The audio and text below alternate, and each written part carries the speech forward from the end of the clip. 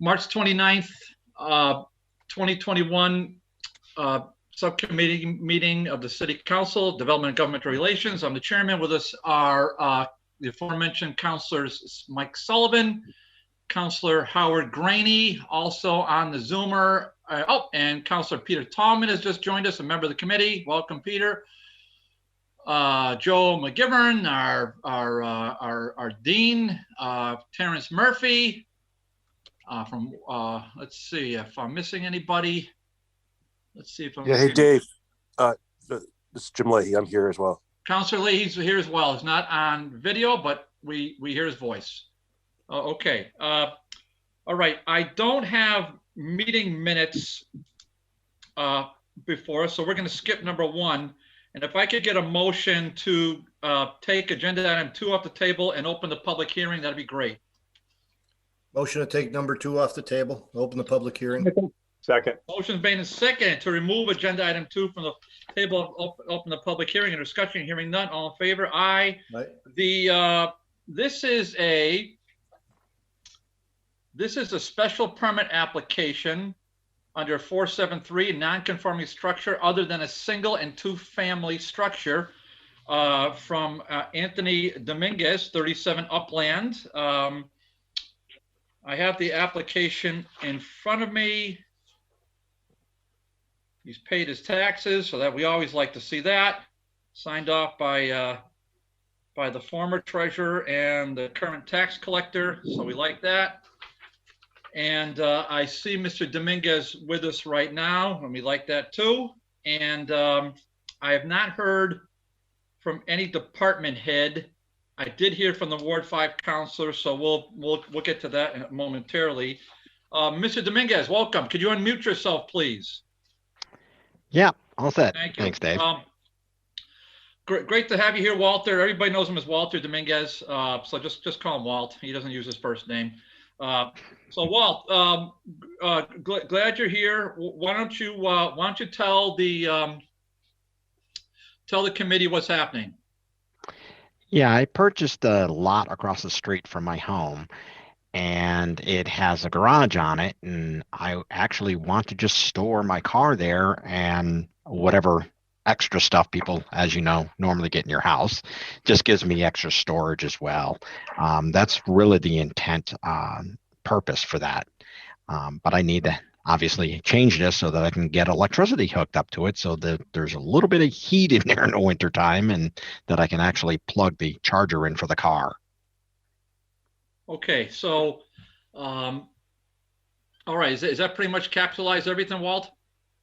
Yeah, that's pretty much everything. Not gonna change much, except the fact by having this passed, I'll be able to actually make the garage fit into the neighborhood a little better, because it was unkept and a bit run down since I purchased it, and I just want to, fix up the siding, put some gutters on it and things like that to make it fit into the neighborhood better, now, and not be an eyesore. Where is it proximate to your house, Walter?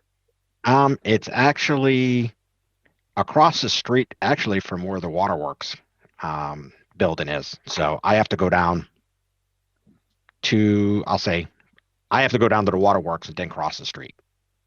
So about how far away is it from your front door, would you say?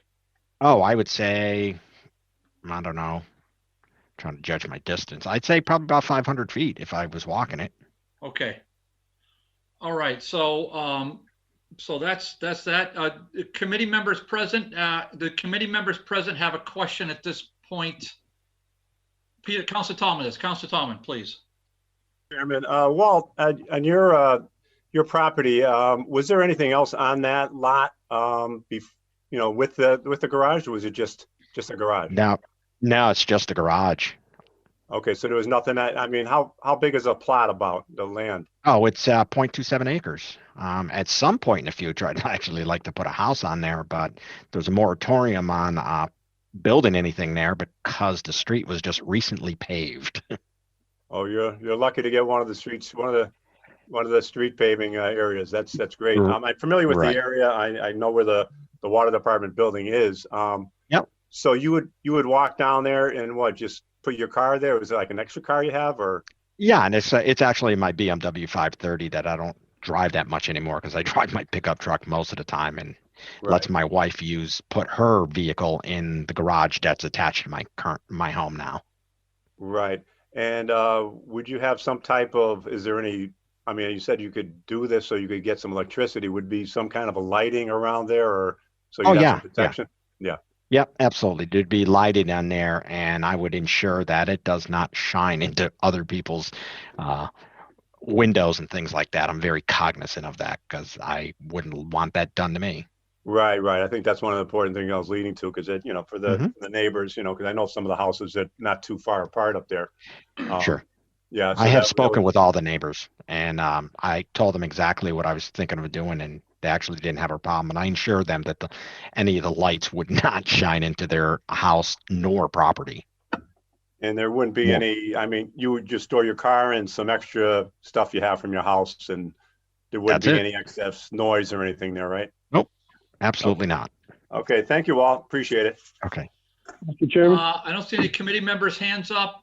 Counselor McGivern. Mr. Chairman, Oh, I'm sorry, Counselor Graney. yeah, just quickly to Walt, you say 500 feet from your residence. That's almost 2 football fields. Are you sure it's that far, or is it a little less than that?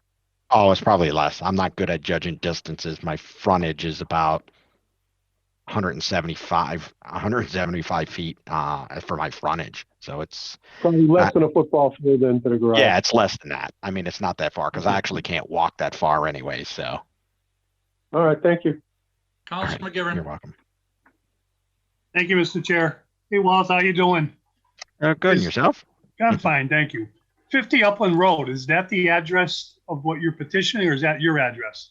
No, my address is 37. I got the city to give me a number so that it could be identified easier. So yes, 50 Okay. is the address of the Google garage. Map has something that doesn't make sense, but that could be Google Map. Yeah, GPS messes it up too. So it Can you doesn't tell jive. us, or is someone here, why this is non-conforming? It's a residential zone. And it's a garage. Could build a house there. It's a buildable lot, right? Yes, it is. So I'm just curious, is anybody here to explain what the non-conforming use is? Yeah, I'll get to that in a second. If there's something I haven't recognized, I'm just trying to get through city councilors first. So if there's a department head here, then we'll go from there, like a building commissioner. I don't know. That's, Do you have another that's just my question, only Joe? question right now, Council Barley. That's your only question? Yep. Okay. Okay. As I said, I heard from the Ward 5 counselor. She supports this. This is in Ward 5, just so the public is aware. I don't see any other counselors with their hands up. I don't know if there are department heads here. I don't see any that are relevant to this question. For example, a building commissioner. What we can do is we can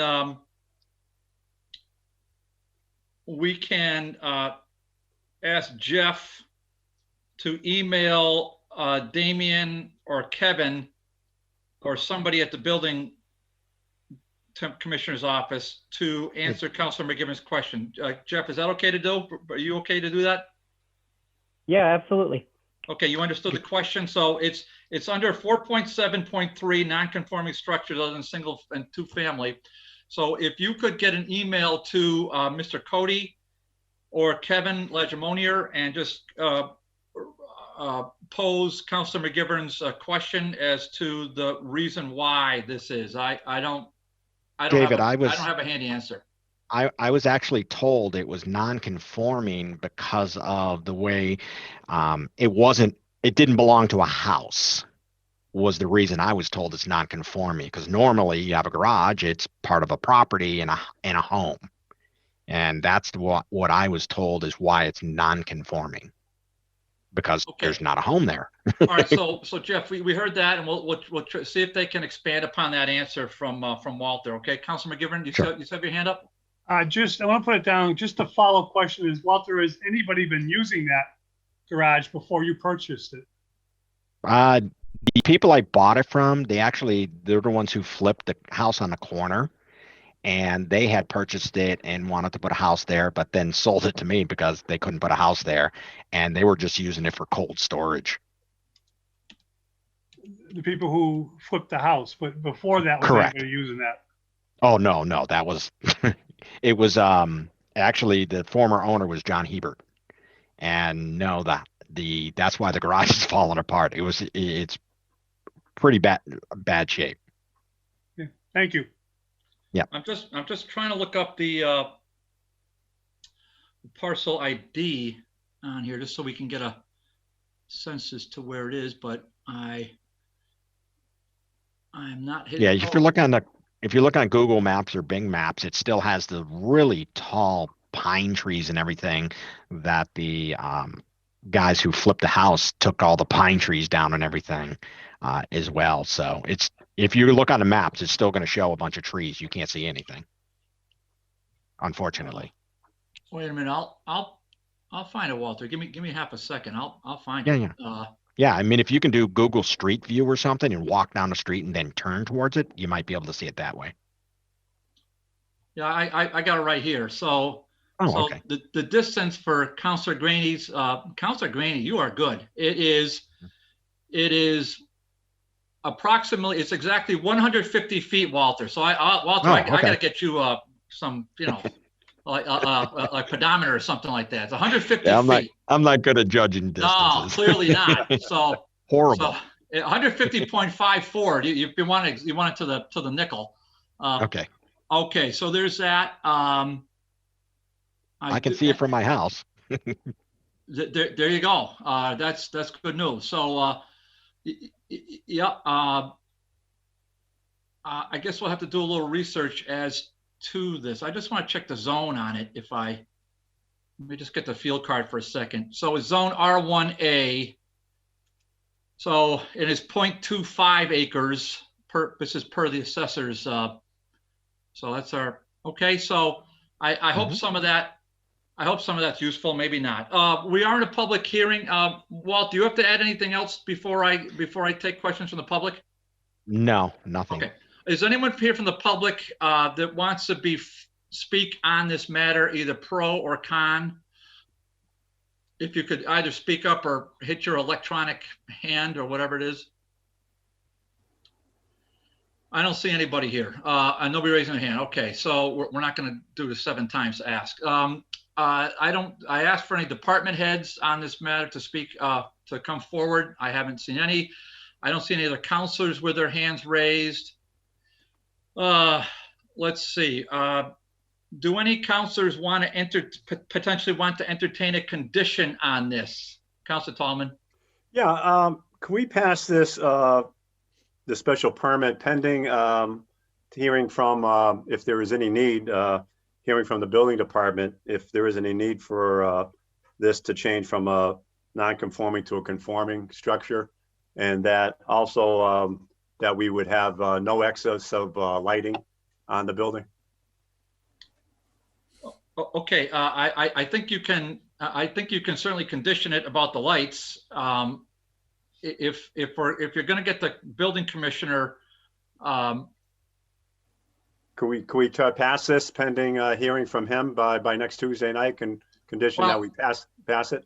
We certainly can close a public hearing. We have every right under state law to hear from the building commissioner prior to the next meeting via an email. We've done that in my entire tenure, and other committees have as well. So, okay. So I don't think we need to put a condition on the permit, but I think we can certainly hear from the building commissioner. All right. Okay, can I make a motion to close the public hearing? Well, I just want to make you can. I'll recognize that in a second. Okay. Walt. So Walt, what's happening here is that Councilor Tallman. I just like to have, before we close public hearings, I don't like to go back and forth. What we're going to do is add a condition, hypothetically, to the permit, and the condition would be that any lighting you have on there would not materially affect the abutters. Okay, Walt? Oh, absolutely. And whatever I do to it, I will also get the appropriate permits as well. Okay, so That's great. And then Walter, just a couple of things. So what we're probably going to do is close the public hearing. Then we're going to take a vote on this, and then we're going to recommend it, or we're going to provide a recommendation to the full city council, and they're the ones that really make the full vote. And we'll meet the first Tuesday in April at 7 o'clock on the Zoom. That'll be the next city council meeting. And before then, I would imagine we would have heard from the building commissioner. Okay. Okay, is there anything else I need to do from this point on? No, but now's your last chance to speak. So anything you want to add? No, nothing material. All right. So a motion is made. Is there a second to close the public hearing? Second. Second. Motion made and second to close the public hearing and discussion. Hearing none on the motion to close the public hearing. All in favor? Aye. Aye. Okay, that's unanimous. Under discussion, probably a motion to approve with the condition that any lighting placed on there would not materially affect the abutters. Is that what you want to say, Council Tallman? Yes, it is. Make a Okay, motion. that motion is made by Council Tallman. I'll second that motion. Under discussion? Hearing none. The motions before us is to recommend for approval the special permit with the aforesaid condition. On the motion, all in favor? Aye. Aye. Opposed? None. Okay. All right, that's it. That's where we are with that one. Walter, thank you very much. Everybody, thank you very much. We appreciate it. Thank you, okay? everyone. Thanks, All Walt. right. Yep, thanks. Walt. Make a motion If I to could take get a up motion- item number 3 off the table for discussion. Second. Motion made and second to remove agenda item number 3 from the table. On discussion, hearing none on the motion, all in favor? Aye. Aye. This is I'll tell you, this committee moves with lightning speed. You find a faster committee than this one, man.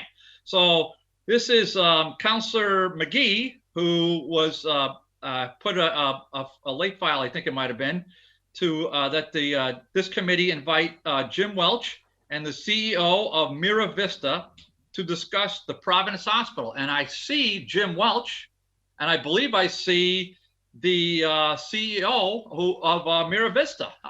That's a miracle how these things happen. So, gentlemen, I welcome you both. And Jim Welch is familiar to every person here. He's a former state senator from West Side and Springfield, and welcome. And this will be the beginning of a salute to West Springfield, by the way, at the DGR Committee. But it's all right. We love West Springfield. And so I'm going to turn this over, unless councilors want to raise their hand, unless councilors want to say something. I don't see, is the maker of the order on the Zoomer? I don't see the maker on here. So He's running a school committee meeting. Oh, okay. That's now the I don't know what his title is. Well, city council president, temporary acting mayor. I don't know. He's got all sorts of Ward 7 counselor. He's got all sorts of things on his resume. It's impressive. He's chair of the school committee. Chairman of the school committee. Wow, Councilor Graney, just on point as always. So, so the maker is not here, but that's okay. We can dance forward. So, Mr. Welch, Senator Welch, welcome. Why don't you tell us how you got the ball rolling here, and then you can introduce our other guest, and we can hear from you. Great. Well, thank you, Mr. Chairman and members of the committee. It's great to be here with all of you tonight, and we really appreciate you making the time. Well, first, we appreciate the invitation, and secondly, appreciate you making the time for us to come before you via Zoom. You know, obviously, in normal times, we would love to do it in person, but via Zoom to come in and talk a little bit about the Mira Vista project. You know, which is the soon-to-be new behavioral health center that will be occupying the now soon-to-be former Providence Hospital in Holyoke, which obviously you all know is on Route 5, which is close to the West Springfield Holyoke line. I'm here tonight with Dr. Michael Krupa, who is the CEO of Health Partners New England, Health Partners New England is the parent company for Mira Vista Behavioral Health Center, or the soon-to-be Mira Vista Behavioral Health Center. And Dr. Krupa wanted to come in and come by or come on and say hello and introduce himself, talk a little bit about the project, the transaction, the project, and most especially answer any questions that you may have, regarding the project. And of course, any answers that or questions that you have and answers that we don't have, we certainly will get for you and provide those to the committee at a soon to be later date. So Dr. Michael Krupa, again, CEO of Health Partners New England, soon to be Mira Vista Behavioral Health Center, is happy and very pleased to be here and would like to, with your permission, Mr. Chairman, give a brief 5-minute introduction and maybe a 5-minute layout of the project and how he and Mira Vista got to where we are today, and how it affects Holyoke and the community, and how we look forward to being great partners with the community. Thank you, Jim. Dr. Krupa? Thank you, Chair, and thank you, Jim Welch and other council members. So I do greatly appreciate the chance to be able to meet with people. I know it's virtually, but we're kind of all getting used to this format now. So what I thought I'd do is, as Jim said, just a very overview, high-level overview of the project. For background, I'm a clinical psychologist. I have been managing departments of psychiatry for 35 years or something like that, 35, 40 years now, and managed this service. You may have seen the newspaper, 7 years, ended 7 years ago, started 10 years ago. So I managed it through this company, Health Partners New England, for 3 years. And it's been a challenging place, just so you know, and I won't go into all the details of the challenges there, but it's certainly been a challenging place. And as folks saw, and sadly, they discontinued providing psychiatric services, the inpatient service, coming up on a year now, almost a year. It'll be a year in June. They still do operate, Mercy and Trinity still do operate substance abuse services. So they have a very important opioid treatment program that's there. They still provide detox services. They have what's referred to as a step-down unit. We will take over all of those services on April 21st. That's number of deadlines that had to elapse first before we took those over. So we'll do those. And the main reason we're there, though, is really to restand up psychiatric beds. So folks may know directly, or if you, I don't know how much you would track this stuff across the state, but there's a significant shortage of inpatient psychiatric beds. I have another facility, Terra Vista Behavioral Health Center, located in Devens. That's over an hour and a half away. We routinely get patients from Western Mass that come to my facility that far away, which illustrates just how needed these services are. We have what's referred to as a bed board. Every morning I'm in a morning huddle. I hear how many beds are available in the Commonwealth. There was 1 child bed available in the whole Commonwealth this morning. There were 2 adolescent beds available across the Commonwealth. And there were only, I think it was 34, 35, something like that, adult beds. That means the system was full. That's a really full system. Because of the lack of these beds, and because children and families in particular, but really adults also, are waiting in emergency rooms for really long periods of time, measured in days, not hours, but days. The Commonwealth approached me together with Trinity to see whether we would be interested in purchasing the nearly now empty building of Providence Behavioral Health Hospital, and that they would reimburse us certain seed money, capital costs to at least get us started, together with some enhanced rates to try to enlist our interest in purchasing this building and starting services. So we've agreed to do that. Obviously, that's how we're here today. We closed on the building back in February the 15th or 16th. And then we're now in a fast run to get all the things you need in place to have a re-stood up hospital. There are a lot of licensing and joint commission and DEA and I mean just a long laundry list of things you need to do to establish a full-fledged hospital again. So we're doing that, and we're hiring, and we want to get these services stood up as quickly as we can. We're very excited about it. It's a very ambitious project. I mean, just to sort of give some context to that, I started Terra Vista in Devens. I had 18 months of construction time to get ready all of the hospital operational things. And in this case, the good news is we have a building, but it's a building that needs some significant upgrading. And but we're trying to do what took 18 months in about 3 months. So we're really have an ambitious target to get the beginning of these beds stood up. So I think I'll pause there because I want to make sure I have a chance to have people pose questions, and I make sure we have this opportunity for me to be able to answer them. I guess I'll say just one other thing. It's not the main thing here, but we will create a number of jobs. There'll be over 200 new jobs created. That number could approach 300.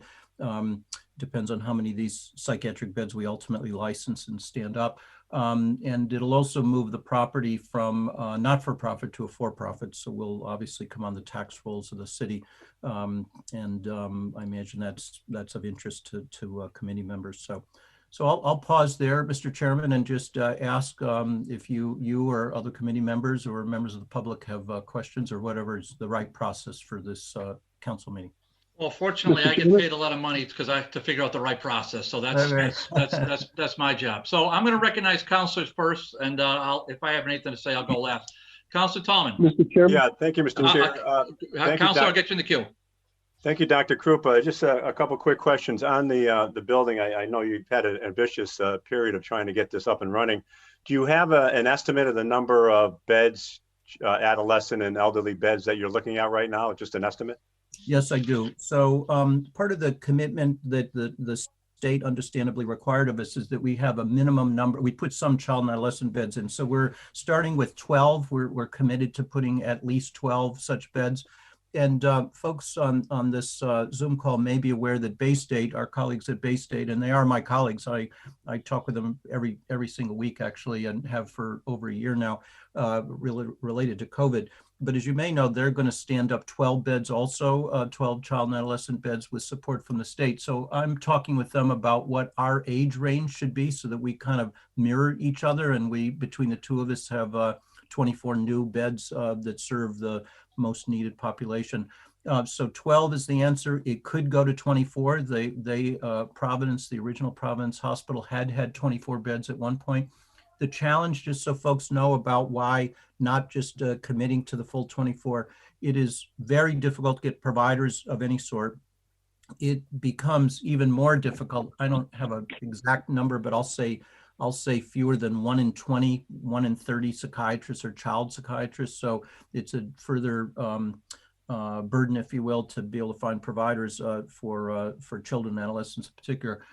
So that's one of the reasons why we've only committed to 12 so far. You asked about beds that serve the other side of the population, people who are seniors. And the former Prov had 16 such beds, and we are strongly considering replicating that, having 16 beds ourselves. We know that Holyoke Hospital has declared that they're going to create a unit for older adults. These units are really wonderfully done within general hospitals. So if it turns out that that serves the needs of the community, then we'll be happy they did it, and we'll put in straight adult beds. But we're open to restanding up 16 beds that serve senior citizens, which I count myself in that group, by the way. So. Okay, and in the bill, you talked about the hiring process, and I'm also glad to hear that you being a for-profit business. And the hiring process, the type of employees you will be having, are they all different types and different qualifications for the employees? Yeah.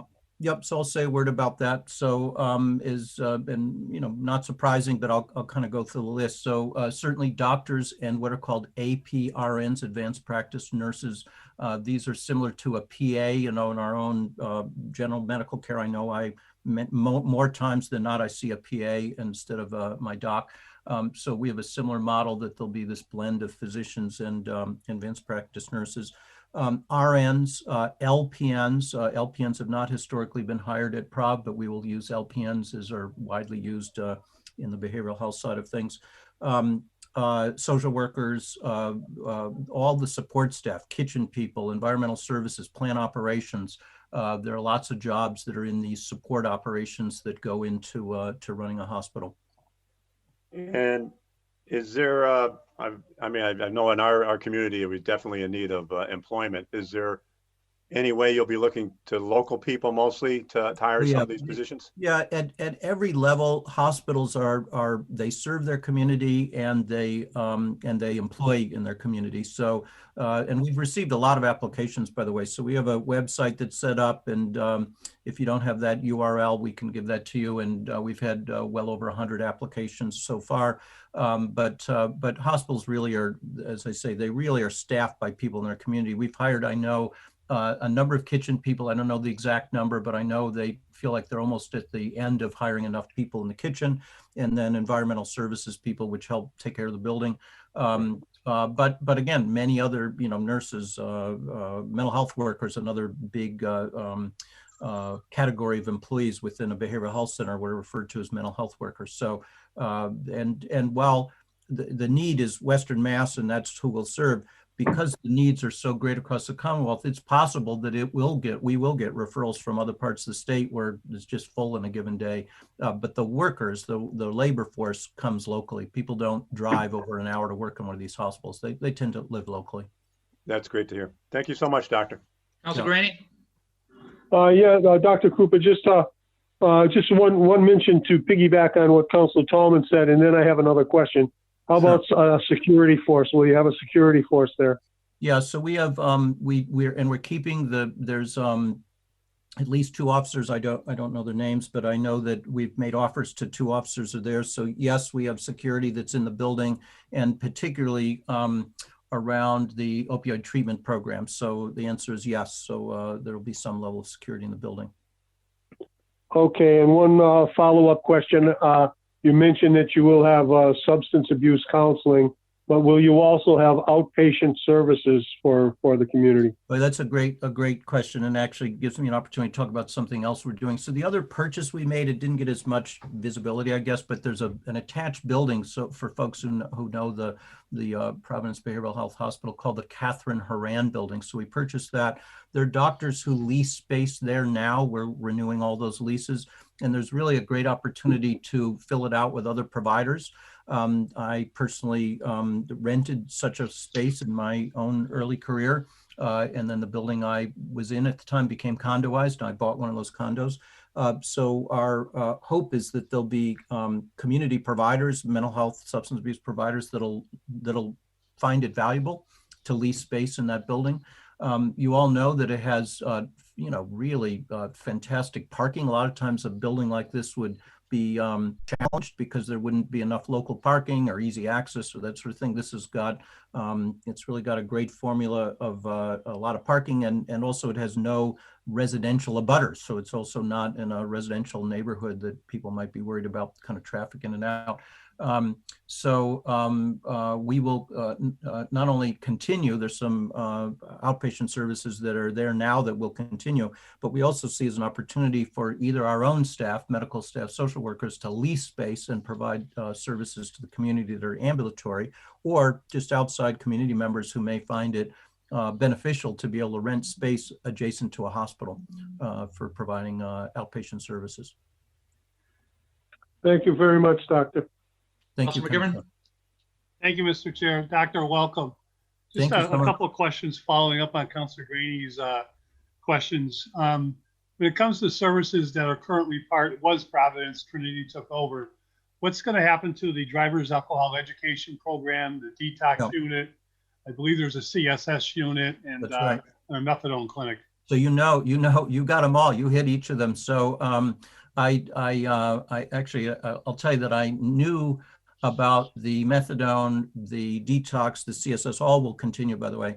I found out, I don't mean I just found out, but I found out sort of later on this great DUI program that's provided, and Counselor, at least the one I'm aware of, is actually in the one of the local jails. There might be I don't know if it's a sheriff's office jail or local jail, but I know they do that. And I know that we're continuing all of those services. And in fact, the ambulatory services, including methadone, will have no interruption because there's no need. We're going to take those staff on and et cetera. The detox and the CSS may have a temporary disruption. And the reason for that is that it's much easier in those cases. The lengths of stay are really short. You know, detox units only 3 to 5 days. The CSS is only slightly longer. Is that it's easier to just let the census draw down naturally, you know, stop admitting in the last week and then start readmitting now into our electronic health record, our billing service, so sort of all that stuff. So they will have, as I say, it'll be a temporary interruption, but it won't be, it'll barely be perceptible to the outside world. Thank you, Doctor. I work in Holyoke District Court as a probation officer, so okay. I'm very familiar with the services and not just a DAE program, which has top-notch counselors, but there's a lot of great counselors in the substance abuse area. But well, Counselor McGovern, you probably know Rob Roos. So Rob Roos is now he's become the CMO for All Mercy, but it was my company that originally hired him to bring him out to Prov, and I don't know how many of those services he started. I can't remember what was there when I was there 7 or 8 years ago, but I know that he is you can't have a better champion for providing substance use disorder services. I'll also just say, because you may be familiar with BSAS, then the licensing authority around these services within the Commonwealth, they've been enormously helpful, supportive. They're fast tracking everything to make sure we have no interruption in the licensing so that we don't have any interruption in those services. Thank you, Doctor. Look forward to working with you. Thanks so much. Counselor Murphy. Thank you, Mr. Chairman. So, Doctor, welcome. Let me ask you a few questions, and then 12 adolescent beds, and I know that was a major issue when those beds were closing. And I think at that point we were talking about having adolescents going somewhere past Hartford, if I'm not mistaken. So, is 12 adolescent beds enough, or No. is it because of the limited number of doctors that deal with that? Yeah, it's not enough. I can say that with certainty. I've run child beds, managed child beds, actually my whole career. So I can tell you, I know the answer is that's not enough. And yes, adolescents and families, wait in emergency rooms a really long period of time, add to the troubles. Really just not at all a good situation. And then you pointed out, I don't know, going across state lines is always complicated. So yeah, it could be they went to Hartford, as I say. I know they came eastward because I treat them in my own facility at Devon's, and I also still manage a child unit all the way up in Newburyport. That unit, actually it's in Amesbury, but the hospital that owns it's Anna Jake's in Newburyport. That facility in 1 year received referrals from 150 different towns across the Commonwealth that included all the way out in Western Mass, which just speaks to, you know, how rare these beds were. They used to go across the line easier up into Vermont, Brattleboro Retreat, but I think they also have really cut back on their services. So it really is it's primarily the limitation of the providers. There's another complication of providing child services that is not really current these days, and that is usually the census goes down in the summer. So it really adds to the financial challenges of running these. You know, how do you run a service that in the old days would go down to 1 or 2 kids, you know, on a unit? That has been less of an issue just because there are not enough beds. And I think with the pandemic, we're going to see at least 2 summers worth of very high demand as we try to catch up, if you will, from the added stresses that are on these kids and these adolescents and their family members with the pandemic and homeschooling and all of those troubles. So, and I noticed in your comments, you did say it could go to 24. Yeah. And with what appears to be a very heavy impact, psychological impact on youth with the pandemic and being restricted and not being able to socialize and all the other anxieties that come. If you saw the 12 beds being full pretty consistently, I mean, what would the alternative be for the next 5 people that need to come in? Yeah, so they will be full. There's no, I mean, there won't be, there's literally not a day. I mean, you know, I shouldn't you could get a late discharge on a Friday night and not fill that last bed, you know, but effectively every child unit is full these days in the Commonwealth. So what will happen, they'll either wait in emergency rooms, right? So that they, you know, the delay just is long and longer than we'd like it to be. If they're a little bit older, if they're 16 years old and sometimes even 15 years old, the Commonwealth will give a dispensation to place a kid on an adult unit. It's not ideal, but that's happened before. So they'll either wait in emergency rooms, they'll be diverted to some other level of care, which happens if they stay in the emergency room too long, or they end up getting care out of the area. And that's a sad part of what happens. But again, at least, you know, think about the difference of what it is right now versus when we get these beds stood up. There'll be 24 beds that do not exist anywhere in Western Mass right now. So that's the good news between us and Bay State. Okay, and then just a couple other questions. So are both the adult and the adolescents, are they private rooms? No, so there's a combination of singles and doubles. So it's which is pretty typical. I've got the same at Terra Vista, my facility in Devon's, combination of singles and doubles. The way the real estate works at the current Prov, unfortunately, doesn't give us the same degrees of freedom if I were building from scratch. So we've got to take the way the rooms are designed right now. And it'll be, as I say, combination of singles and doubles. Doubles for kids, by the way, is not at all bad, except for trying to fill the last few beds, because you have a gender match, right? You get down to the last bed, it's got to match with gender, and then COVID has complicated everything. But that's, you know, that's going to go away over the longer term.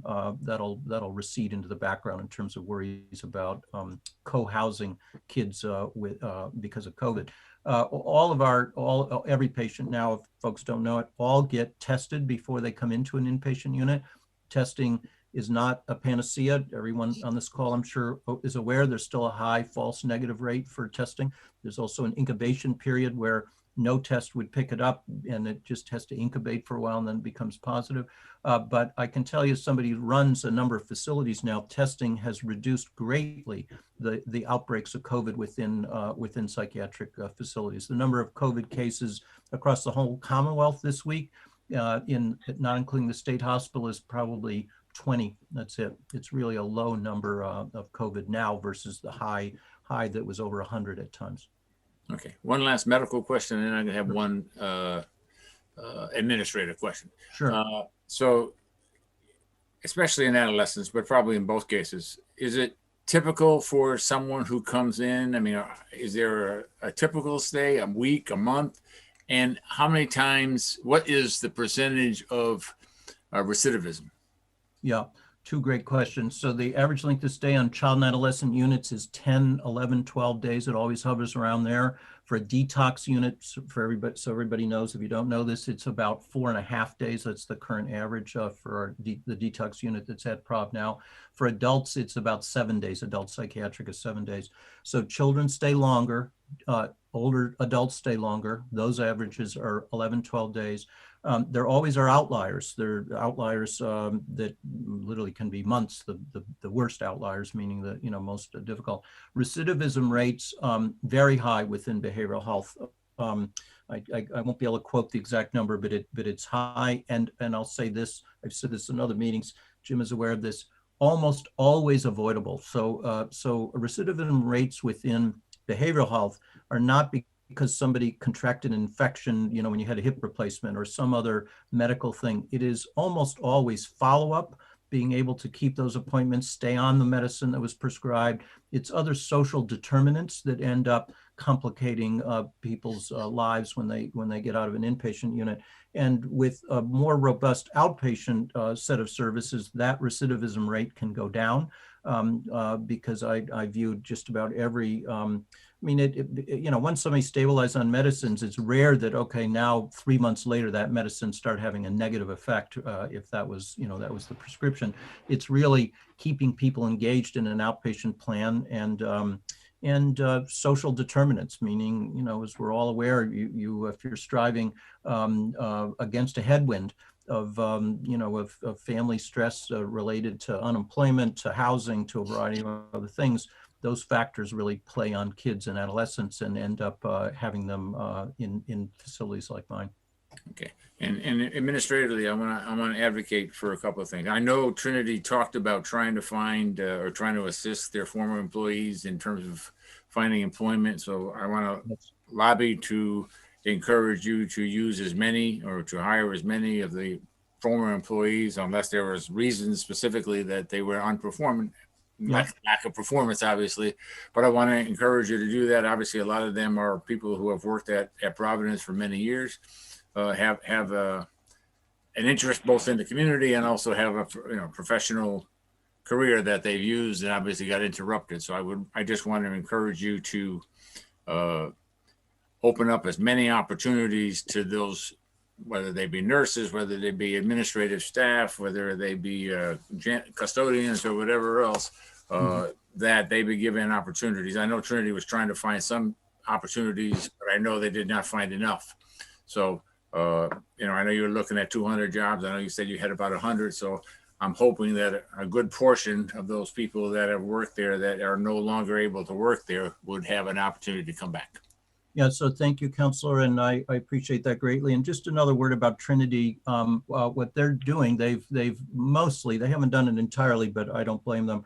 They've mostly not gone after, if you will, not try to recruit the people who, who were there at Prov. They had a certain number of people that they sort of protected and didn't lay off.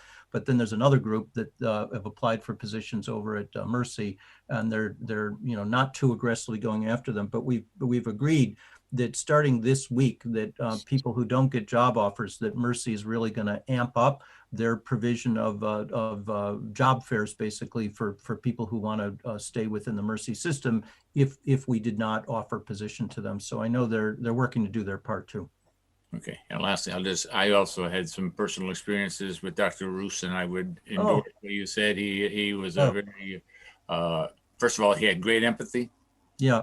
You could see that everything he tried to do was with the goal of making a significant positive difference. So I would endorse. Well, I'm glad to hear that, and I'll tell you, he is when I've gotten requests for helpers in Western Mass, even though I'm in the eastern part of the state, he's who I call, and he's been really terrific with people who are personally connected to me. So it's great to hear that. I'm sure he'd love to know that. He probably knows that, right? He's probably heard that. Well, I think I've told him before. So good. Thank you very much. All right, great. Mr. Chairman, Councilor Graney. just one quick question. Dr. Roos, Dr. Krupa, once again, a lot of our residents are dependent upon insurance. I don't know, because you are a private pay facility, I was just wondering if your facility will be Mass Health, Medicare and Medicaid friendly. Oh, I'm glad you raised that, because there can be an impression that because places are private, that they don't take Mass Health, Medicare, et cetera. So and this is the case at Terra Vista, also the facility that I built in Devens. We are definitively there to serve our community. And in fact, in this way, I mean, I just want to amplify this. It's the Commonwealth themselves and Mass Health that's come forward with some of this capital to help us get going. They're also providing enhanced rates for their members for a period of time. For adults, it's effectively, for us, it'll be about 6 months, because it was a year, but that dated back to October. For children and adolescents, those enhanced rates are going to last for 3 years.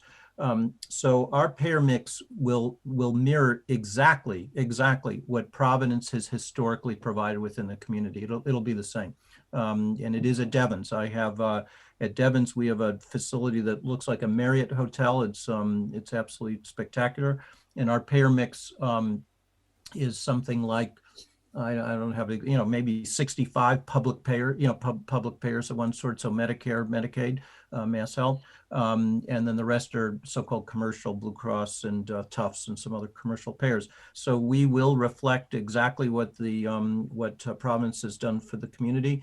And then I just want to say an added word about the opioid treatment, which is even more so. We have a number of providers that have loan forgiveness programs that are specifically tied to providing care in the opioid treatment program for people regardless of ability to pay. So sliding scale, and have Mass Health and have Medicare. Fortunately, the Commonwealth, as I'm sure everyone on this call knows, we are currently, I think, fourth in the nation in terms of being fully insured as a Commonwealth, as a state. And that's been the case, not that high, but awfully close to that back to when Governor Romney was here. So we have the good fortune that just about everybody presents to our doors has insurance. And yes, we will absolutely serve those public payers without question. Dr. Krupa, that's great information. Thank you very much. Okay, I see Councilor Thomas' hand up. I think that was left off from original. So I think that's good. Councilor Sullivan. Yeah, so I keep hearing you referring to these as your facilities. Are these, well, particularly this one, is this a for-profit? Yes. So yeah, both are, Terra Vista is a for-profit and Mira Vista is a for-profit, yes. Okay, so you will be paying commercial real estate taxes in Holyoke? Yes, we are. We will be. Actually, maybe we started. I don't know. We bought the building in February. We may have started already for all I know, but yes, we will be. Okay, very good. Thank you. That was my only question. Okay. Yeah, I would say that's pretty interesting. Doctor, the only thing I took a lot of notes here, just on the number of beds for non-senior adults. Could you quantify that for me, please? Yes. So let's see. You'll have to check my math. So the original license was for 74 psychiatric beds. So I'm only going to talk about psychiatric beds for the moment. 74, and that's how many we will get licensed to start. And it could be where we are forever. We do see opportunity to add up to 10 more beds in the space. So you may see or hear about 84 psychiatric beds. So if we could get to that number, but I got to get to 74 before I get to 84.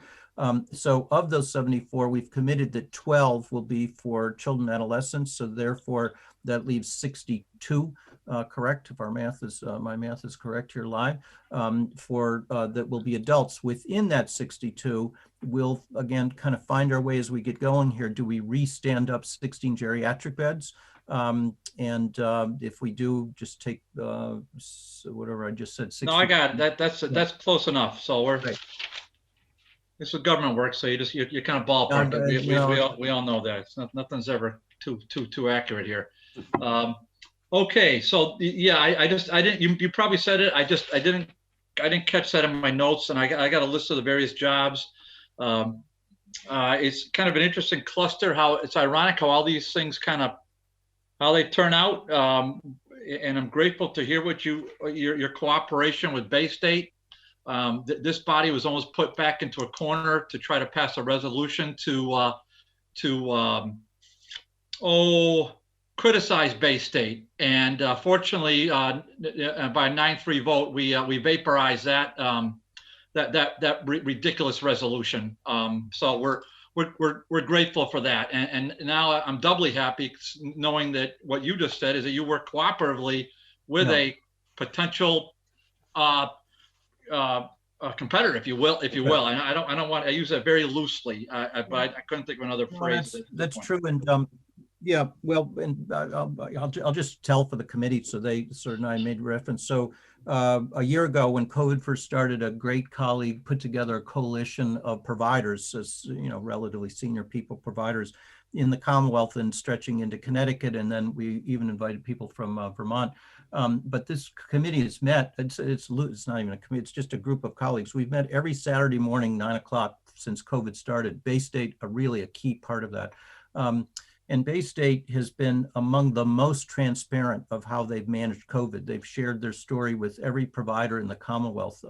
So they're a particularly valued, I don't know, sort of resource for all of you in the community, I'm sure, and they've been a valued resource for those of us in the business, if you will, providing healthcare. So connected to them, and we'll work out our rivalries in a way that'll serve the community and not be divided in any way. Yeah, it's good news. Although while I was disappointed in that resolution, we did vaporize it. But I will say this: we did hear from some very concerned residents. One in particular really stuck in my memory is a person from Greenfield who, and so this, you could hear the anxiety in their tone and their presentation, and these are just advocates.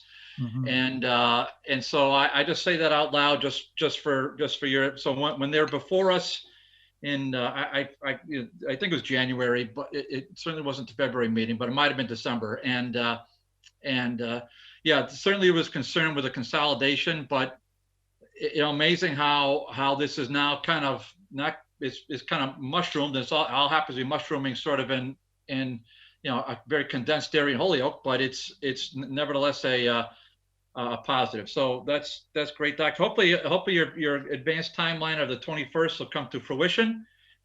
And we certainly want to thank you and Senator Welch for being here tonight. And we certainly would be more than happy to have you come back once you're up and running to get an update as to where you are. You can contact Councilor McGee or any one of us to file the appropriate order to have you put on the agenda, whether it's Pete or Howie or Joe or Mike or whomever else is here. I know they would all be more than happy to put an order together to have you come before us for a second time or as often as you want, because we're grateful to hear from you. And Knappich, he's not shy about calling me about coming before us. So listen, I'm sure Senator Welch would he's always welcome. He's very humble individual, but he's always welcome to be here. So with that, I think we pretty much hit all the buttons, gentlemen. I really appreciate your time. We will. Thank you. We're going to take a vote in a second, but we will put this before the full city council at the first meeting in April. Okay, I'll just get a motion that's complied with. That'd be great. Motion that the order's been complied with. Second. Motion is made and second that the order is complied with. Hearing no discussion on that. On the motion, all in favor? Aye. Aye. That motion carries 4-0. Thank you very much. Appreciate it, guys. Thank Have you. a great rest of your evening. Thank you Thank so you much. very much. Appreciate it. And we continue with our salute to West Springfield. If I could get a motion to suspend and to take 4A and B together as a package. Motion to suspend the rules and take items 4A and B together as a package. Motion made and second to suspend our rules to take up 4A and B together as a package for the discussion. Slow down. Under discussion, hearing none. On the motion, all in favor? Aye. Aye. Okay. So before us, we have, and this is tabled from our meeting in February, if I recall. Funny, this is 4A and 4B, and so before and 4B was a letter that I think we read into the record from the mayor of West Side last week. We're always happy to hear from Mayor Reichelt. And then 4A is the main event, a notice of intent to acquire a conservation restriction on parcels of land, approximately 1,466 acres, owned by the town of West Side and located at Bear Hole Res and Paucutuck. I pronounced that wrong, I'm sure. Brook in West Side and the City of Holyoke, where we found out there's about 10 acres. And this was tabled at the February 22nd meeting. Thank you, Jeff, for putting that note in there. And so let's see. We have all sorts of very famous people, because we know them all now, and from various departments. I'm just going to go to the committee right now. So do any committee members at this point want to speak on a particular question that they had or a particular issue that they had? I don't know if I see the law department from the city, and we'll introduce our guests in a minute. Forgive me for being so rude. But I just want to see if I see Councilor Tallman's hands up. Councilor Tallman, did you want to sort of give us an overview where we are at this point, or is there something, a particular question you have? Yeah, I just a particular question. Just want to go. I know we mentioned it last meeting, I think in February. And this is Crystal Barnes is here from our law department. I don't know about. I think. Oh, she is on the Zoom. Okay, good. Yeah, I think the West Springfield law person is there too. My question is. I believe I would go to Kate O'Brien. Scott, I think you brought this up last meeting. Even though this property near Ashley Reservoir, I believe, in Holyoke, even though it's Holyoke's land, the property is owned by West Springfield. Is that correct? Yes, that is correct. Okay, and this is to make a conservation and bear health so that that area and that there can't be no development in that, like a conservation restriction, basically. Correct. Okay, I just want to bring that up from the last previous meeting. And the other thing was, even though we're not getting any funding from it, the state, I think that brought up the city of West Springfield is getting, is it close to $1 million? Yes, we're getting exactly $1 million. 700,000 is coming from the state, and then 300,000 is coming from Mass Audubon. Okay, and other than the basic provision, I mean, for Holyoke, the basic, I think it's not a monetary thing, but the basic meaning for us, safety net is basically the conservation area for within the reservoir area for Holyoke. Correct. So what we're asking for is for Holyoke as the municipality where the land, some of the land lies, is to just approve the transaction as being in the public interest. So, you know, if we were a private landowner and we were entering into this kind of transaction, it would be the same thing because the land is located in Holyoke. We just need the council's approval that it's in the public interest. Okay, and the amount of land in Holyoke compared to the total property, the percentage about? I believe it's about 10%. It's about a 1,500 acre property and about 150 acres are in Holyoke. Okay, thank you. You're welcome. Okay, and so with us, so Kate O'Brien Scott is an attorney at West Side. Mr. Wilbur is at Audubon Society. Okay, Miss Jennifer Howard is at DCR. I'm almost certain. Welcome, Jen. Soper. Soper. Okay, I don't want to.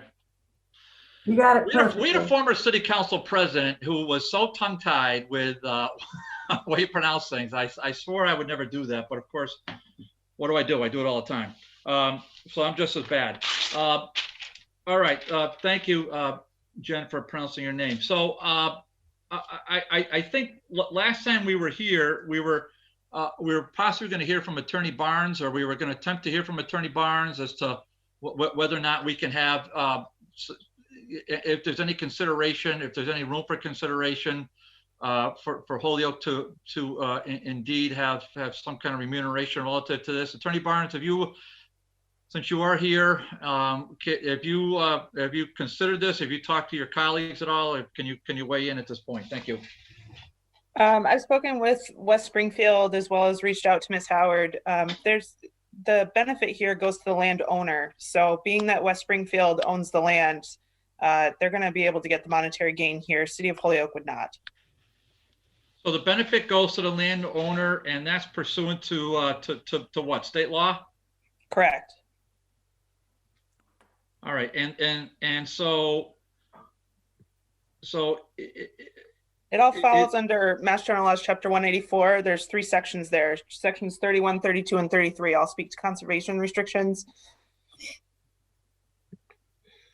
Okay, and so so the property owner, though it's in part of this is in Holyoke, the property owner is a town/city of West Springfield, and consequently, pursuant to that before mentioned site, that means that the Town of West Springfield would be the beneficiary of the whatever the consideration was that was mentioned by the council. Is that true? Correct.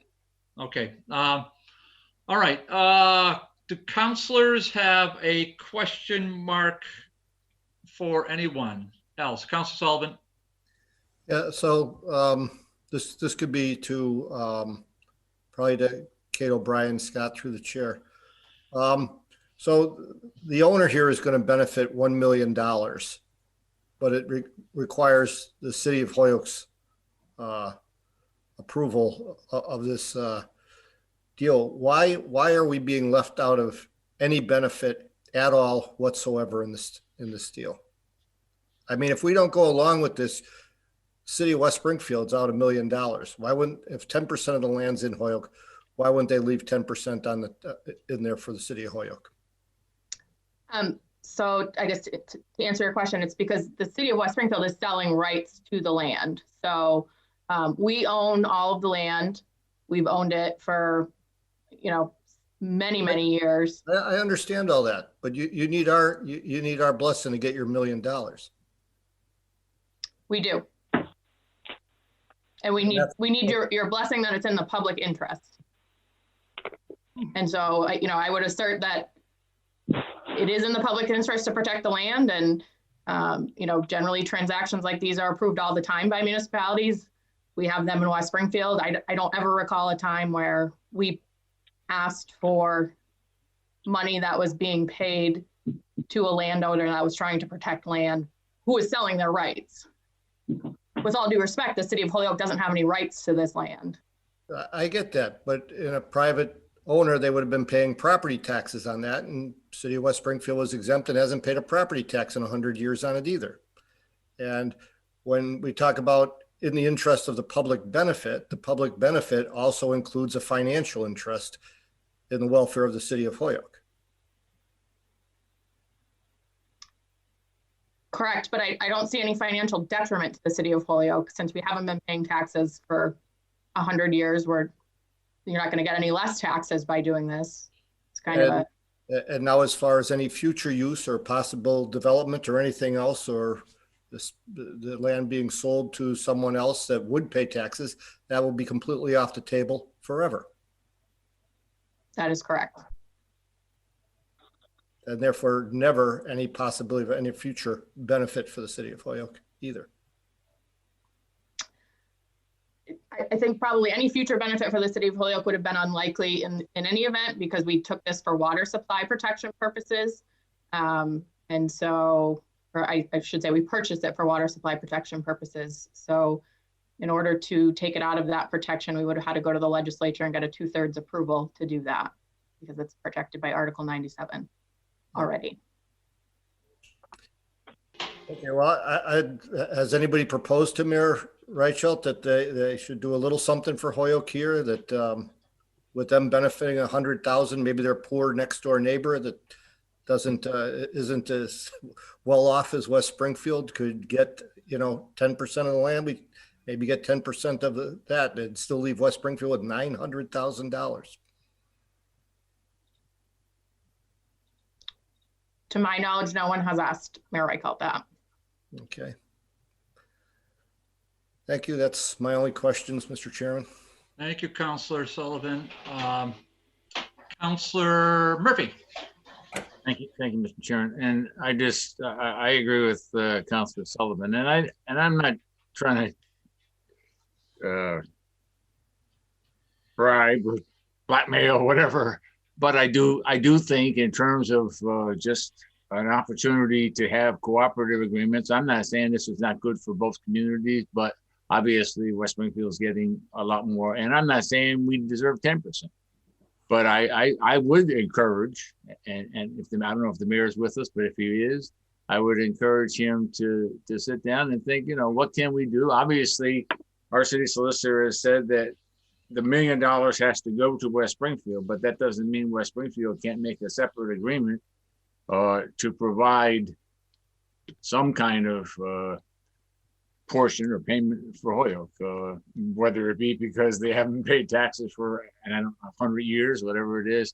And again, I do think it's good neighbor sense to do two things. Number one, provide some kind of remuneration to Holyoke. Obviously, our job is to try to take care of the financial institutions in Holyoke and make sure that we have the means to do what we need to do, and everybody knows we've been struggling. So, and again, that to me I would hope that we would ask the mayor and hear from the mayor and see if that is a possibility.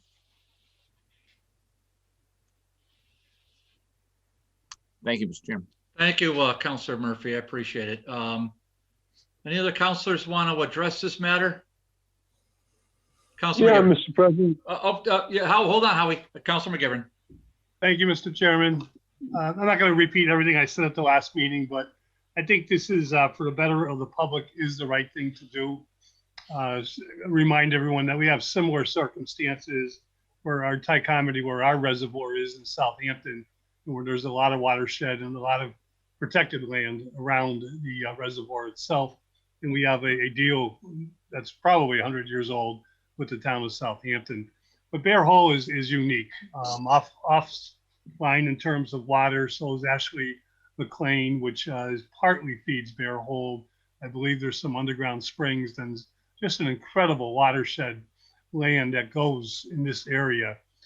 West Springfield owns the land. It's their rights to offer it to DCR, but I think we should support it in terms of the protection it will give the land, which is also protection is part of Holyoke, the protection that it'll give, you know, our inner city reservoirs that we don't use, but the land that goes into it. I noted at the last meeting that there's a quarry in Westfield that's getting very close to Bear Hole. And I don't know if this has anything to do with putting a stop to the quarry, but we just fought for a couple of decades to get a quarry in Holyoke on Mount Tom reclaimed, and much bigger quarry in Westfield. And it looks like it's could invade Bear Hold and property around Bear Hold. But despite that, I think the right thing to do for the better public good is to allow West Springfield to sell the rights to their land and to protect it forever. Councilor Graney? Yeah, Mr. Chair, thank you. And once again, I would like to reiterate that in the public interest of Holyoke, it would be nice and very congenial if the mayor of West Springfield could sit down and perhaps help Holyoke out a little bit with this remuneration, as been said before. I see no problem with a congenial meeting to see if the mayor would be a benefactor for the city of Holyoke to help us out with this little project. I think it would open communication between the two communities and make for a symbiotic relationship with the preservation of the land. Thank you very much. Councilor Tallman, do you have your hand up? Yes, I do. Councilor Tallman, please. Yeah, thank you, Mr. Chairman. I have to agree with Councilor McGivern. I think, as I stated last meeting and this meeting also, it's not just about the money. Of course, we would love to have some money for Holyoke, but I think we've heard from our law department. We've heard from the law department of the city of West Springfield that this is their land, this is their property, and for the good of the public and for future generations of our community, they're doing this to conserve this area around the Ashley Reservoir in Holyoke. And, you know, I think anytime you can conserve property for the future generations to make it safe, it's not always about the money. So I go along with passing this, and I think it's unfortunate that anybody would say that we wouldn't send this, we wouldn't pass this as a council, and our acting mayor wouldn't sign this to give West Springfield the rights of this area. It's as I said, I've never heard where any community has not signed an order for one community to actually have some land conserved for them for future generations. As I said, Holyoke would love to have some money, but I don't think we could, in the situation that we're in, we could ask the community of West Springfield to give us a cut of the money that they're rightfully getting from the DCR. So thank you. Yeah, as a chairman, I probably should have suggested a motion to allow non-members to speak. Let me just do that now. If I could just get a motion to allow non-members of the committee to address us on this matter, please. Motion non-committee members to address us on this matter. If I get a second, please. Second. Okay, motion made second, allow non-committee members to address us on this motion. On this matter, on the motion, all in favor? Aye, that's unanimous. Okay, Councilor Sullivan has a, Councilor Tom, if you just take your hand down, Councilor Sullivan, please. Okay, I'm on the committee. Did you want someone else to speak first? No, you're the only one up with a hand up. All right, so just through the chair in response to some of the other things, you know, yeah, we own land in Southampton, but we haven't gone to the city of Southampton and put a conservation restriction on that property. And so a comparison of the two properties and the two deals, you know, should we go to South, if West Springfield's going to do this, should we turn around and go to Southampton and say, hey, we're going to put a conservation restriction up here and we're going to take all the money and thanks. See you later. Is this how we're going to get some revenues into the coffers here?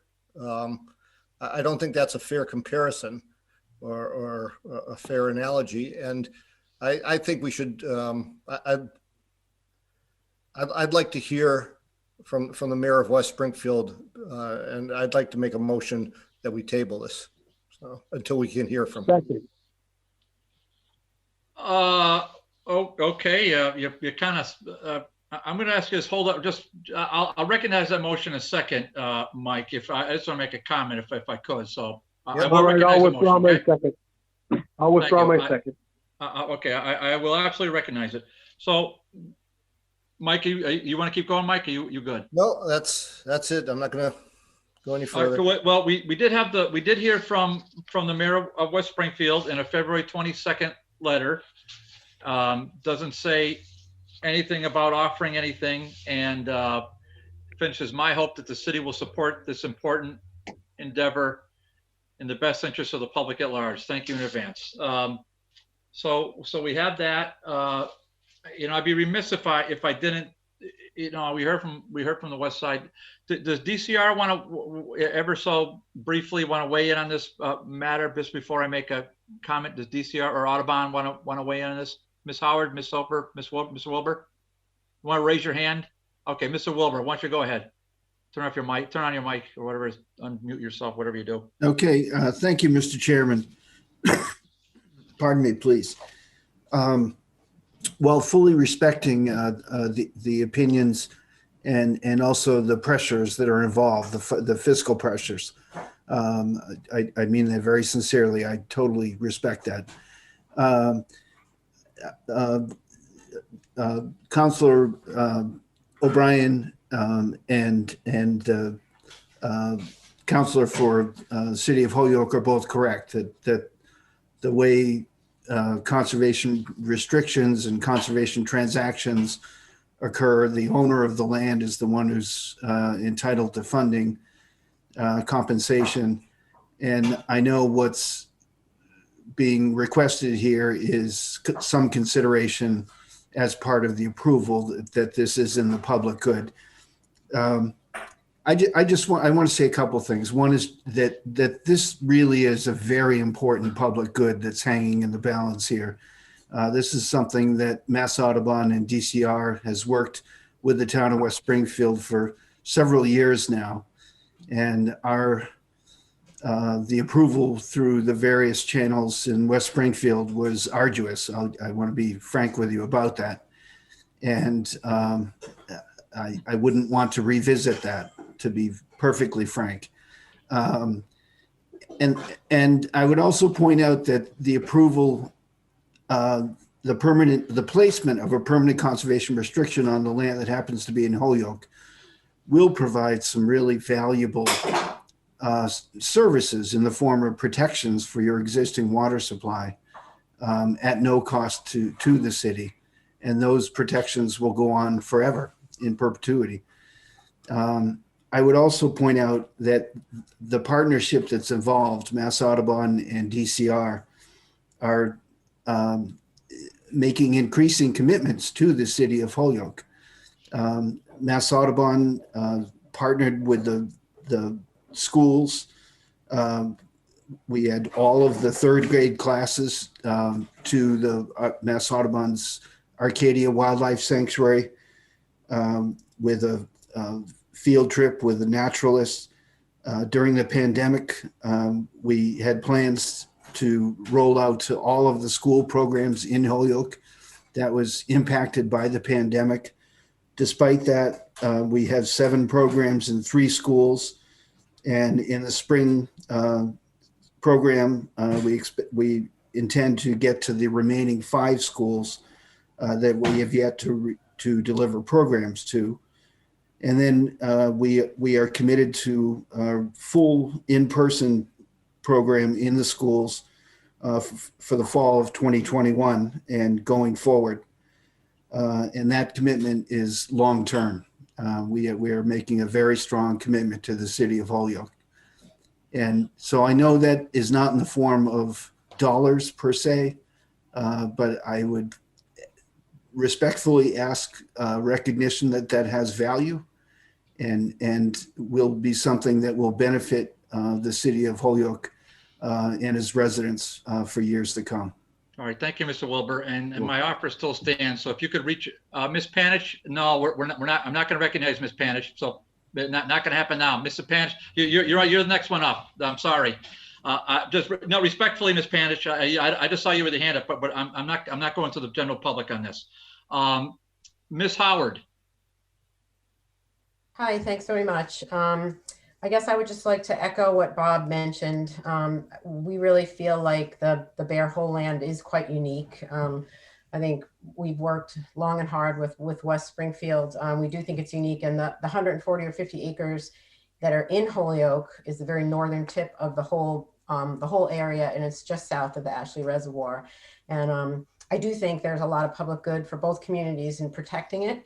And I also agree and hear the concerns of the council, and I guess not directly related to this project, but I will say I know that the council has been tasked and has created a committee to look at what it wants to do with its Whiting Street Reservoir, with your reservoir. And I guess I would just throw out for future consideration that DCR, if the city is interested, DCR is willing to come and talk more with whoever wants to talk about it, about the possibility of doing something similar in Holyoke with your reservoir lands, where you would be eligible. And of course, we would be working directly with you in terms of protecting the land if you wanted to, and there would be compensation associated with that.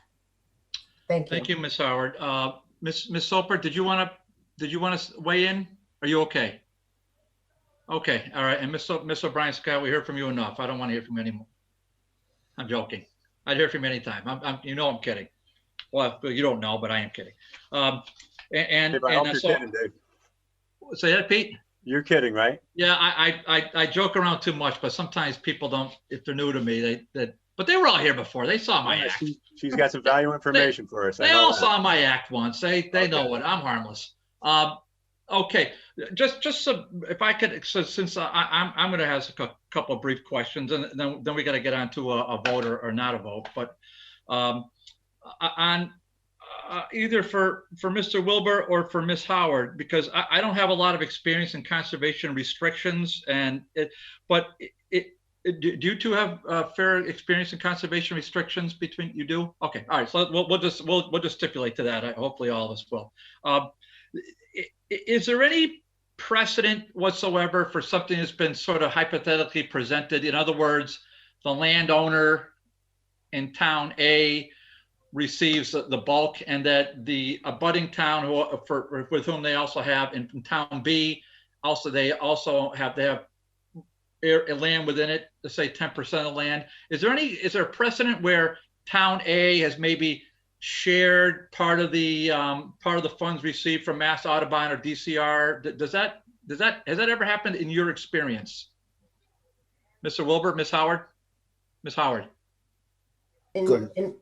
In my experience, it hasn't. When the town doesn't own the land, I don't know of any instances where it's received any funding. Okay, Mr. Wilbur, has that hypothetical ever presented itself to you before, and has there been a sharing? So I've been working in land conservation in Massachusetts for 38 years, and I've never seen that. Okay, all right. So I'm gonna, and I will recognize Councilor Sullivan, because Councilor Sullivan, I always do that. I'm just gonna make my 2 cents here. So for what it's worth, which is about 2 cents. So, but before I do, I will note that the chairman, me, by some miracle, if we go to agenda item 5, what do we have? We have the Whiting Street Reservoir Committee, and we have the chairwoman, Sue Ellen, legendary Sue Ellen Panish. Let me say that now. Don't unmic yourself, Sue Ellen. Don't do it yet. We're not. It's not a free for all. This is not the ordinance committee where we just have a free for all. We don't do that here. But it just so happens it's just pure dumb luck. That's all it was. But I wanted to hear from the Whiting Street, because Councilor Sullivan and I. And there's no debate on that. We're the ones that, mainly Councilor Sullivan, by the way, we're the ones that generated the committee itself. We're the ones that put it into ordinance, and that's why there's a committee, Ms. Howard. So there's zero debate on that, how that committee came to fruition. took a while, but that's not on Mike or me. And so who is that on? That's our mayor. I can tell you this, the headline I saw last week in the Holyoke Sun, the mayor's last day, that could not have come soon enough. So I've actually clipped that headline and I'm going to put it on my office wall. So that, to me, that's where the rubber hits the road here. One, we have a lot of precedent. We heard that. But two, we didn't have a mayor who showed up to work for the last 2 years. So there's no way Mayor Reichelt, who shows up to work every day, is going to hear from our former mayor. Because it just didn't happen. He didn't go to work. Literally treated the mayor's job as a no-show job. No debate on that. Ask anybody in City Hall. So you cannot blame the mayor of West Side, which I don't think anybody is, for not offering something where nobody from Holyoke has even suggested it. But even a broader thing, I think we heard from Mr. Wilbur and Ms. Howard saying in their experience, which I'm going to suggest is more than a minute. Mr. Wilbur said 38 years. Ms. Howard's been doing this for more than a minute. It just doesn't happen. And then lastly, we did hear from state law. I think state law sounds like it kind of bars it, if you will. So unless there's some kind of a legislative override to state law, I'm not even sure if it's allowable. It doesn't sound like it is allowable. As much as I would have liked to have seen it, I think the idea is terrific. I don't think anyone could deny that. There is value to what Mass Audubon said. There's tremendous value to that, and that's exciting. It's exciting. Whatever that value is, it's going to be multiple times of what $150,000 would turn out to be. I'm quite sure. So that being said, I said my piece. Councilor Tallman has his hand up again. Is that for another time, Pete? That's for now. That's for now. Go ahead. Yeah, I thank you, Mr. Chairman, and I just want to reiterate, and I thank Bob for speaking and Jennifer for bringing up the point that I mean, what Mass Audubon is doing for our school children this year, even with COVID, and what they plan to do in the spring and in the fall to have the classes. I think many of us here on the Zoom call can recall in grade school going to Arcadia and East Hampton on a field trip. We had a teacher. I remember having a teacher. Her name was at Highland School. Her name was Miss Speitzel, and she used to take us on the field trips. And it was something twice a year that we used to love to do, going down to East Hampton and on a bus and to the being outdoors and learning about nature. The benefit to the school children is immense, and the benefit to the community, to the reservoir. I've talked to the water department and the commissioners.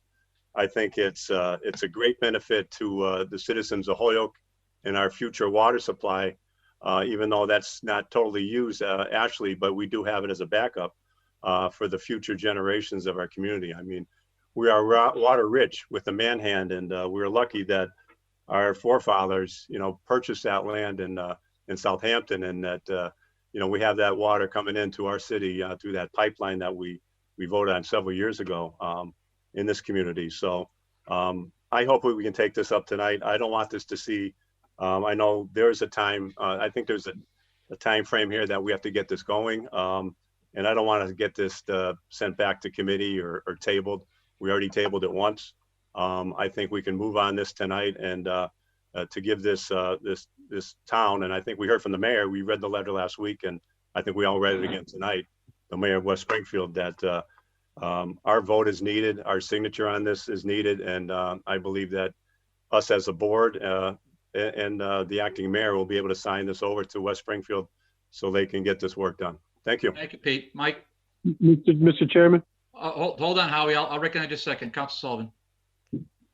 Yep, and I agree with everything. The benefits, it's great programs that Audubon runs. They run the same programs for West Springfield, I'm sure, and Southampton and South Hadley, and it's not just us.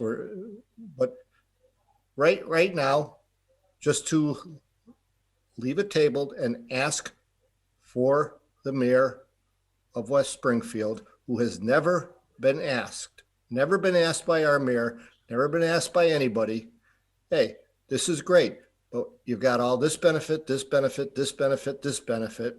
We all know the value of it, but you're getting one thing, all the same benefits, except for one thing. we're not getting any monetary benefit whatsoever. And which is fine. He could say no, and maybe they'll not be to, but to let it go without even asking. Nope, here it is. Okay.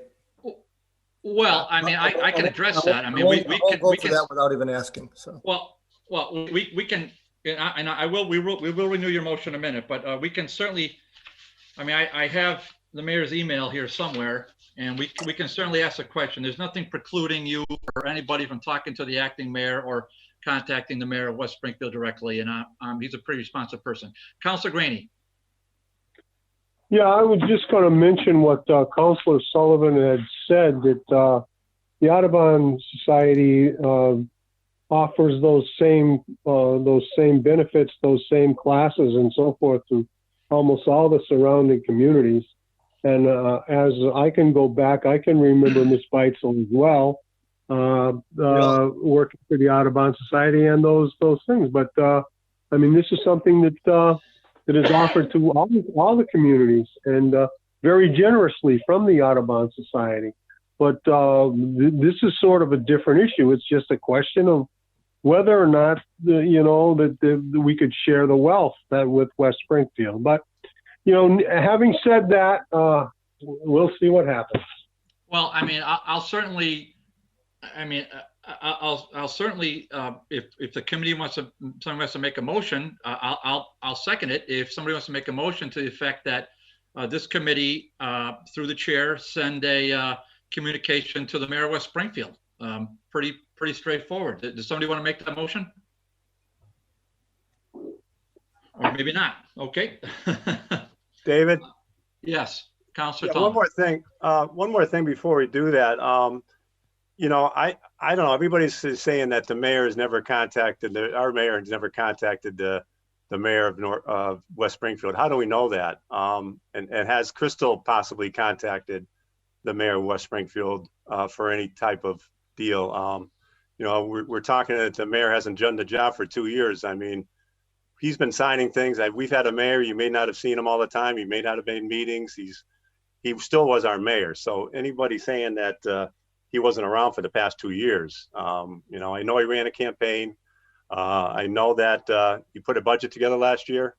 I just think it's not fair to him saying that he hasn't been representing our city for the past 2 years. And who am I to say that he hasn't contacted Mayor Reichelt in West Springfield?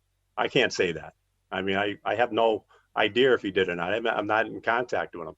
So to send this, I mean, if we could pass this tonight and send a communication until the meeting and see if we hear from the mayor before Tuesday, I'm sure we would, Mayor Reichelt, and try to get this passed tonight. I think it's important with the time constriction, or if we can ask our law department or the law department in West Springfield, what is the time frame for this to be voted on by the City of Holyoke? I thought last month that they said that they're looking at a deadline here. So if we could have that answer too, I'd love to hear that from either Crystal or from Kate O'Brien Scott.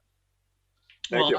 Thank you. I'm glad you're defending the mayor. I'm not kicking him when he's going outside the door. I never said I was defending the mayor. I've been doing this for a little while. I never said I was defending the mayor. I think it was unfair what you said, Mr. Chairman.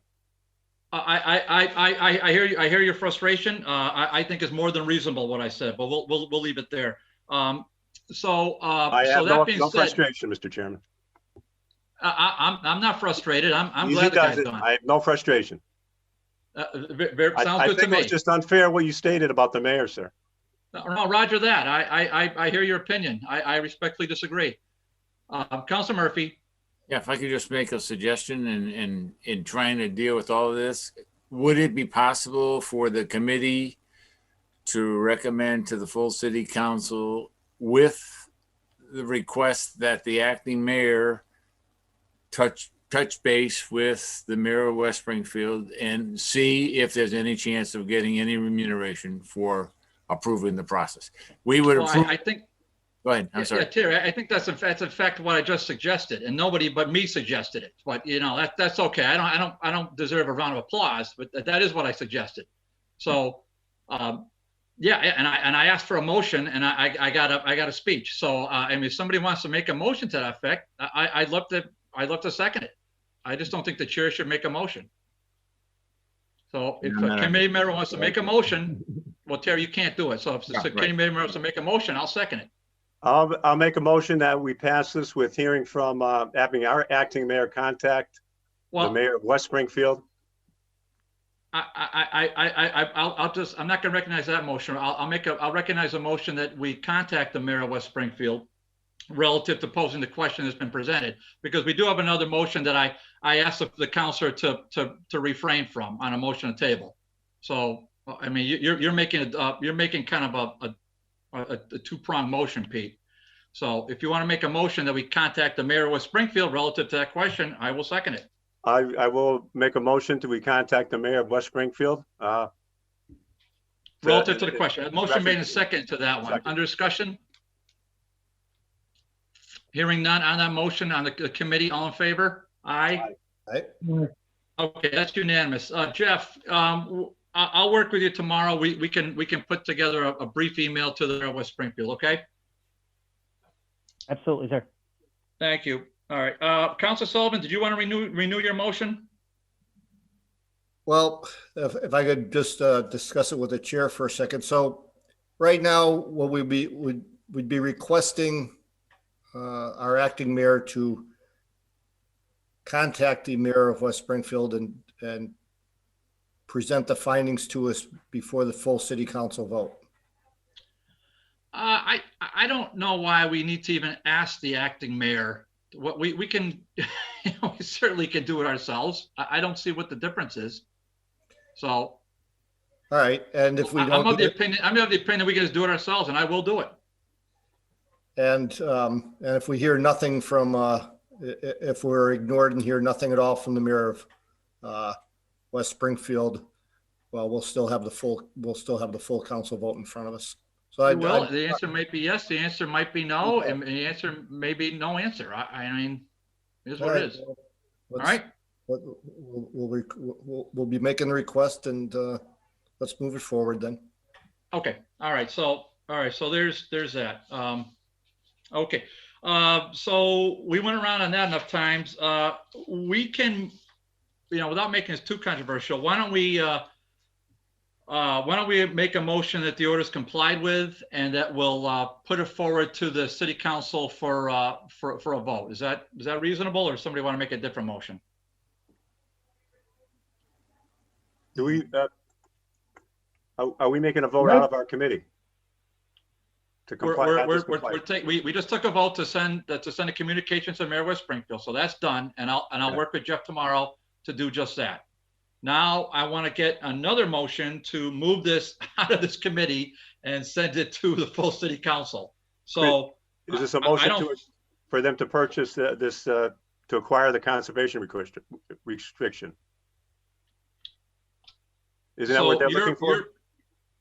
I'm looking for some kind of motion to move this along. So if your motion is to, for this, I would just say motion's complied with, and that we send it to the full city council for a final vote. That's what I suggested. But if you want to make a different motion, that's fine. Well, I just wanted you to read out what we want to do here is the DCR notice of intent to acquire a conservation restriction on the parcels of land. I think it's simpler than that. I think you can approve the transfer as being in the public interest. So I think that's pretty simple. And there's a certificate. Oh, I mean, I see it on an old email here. A certificate of announcement. Maybe that's not it, but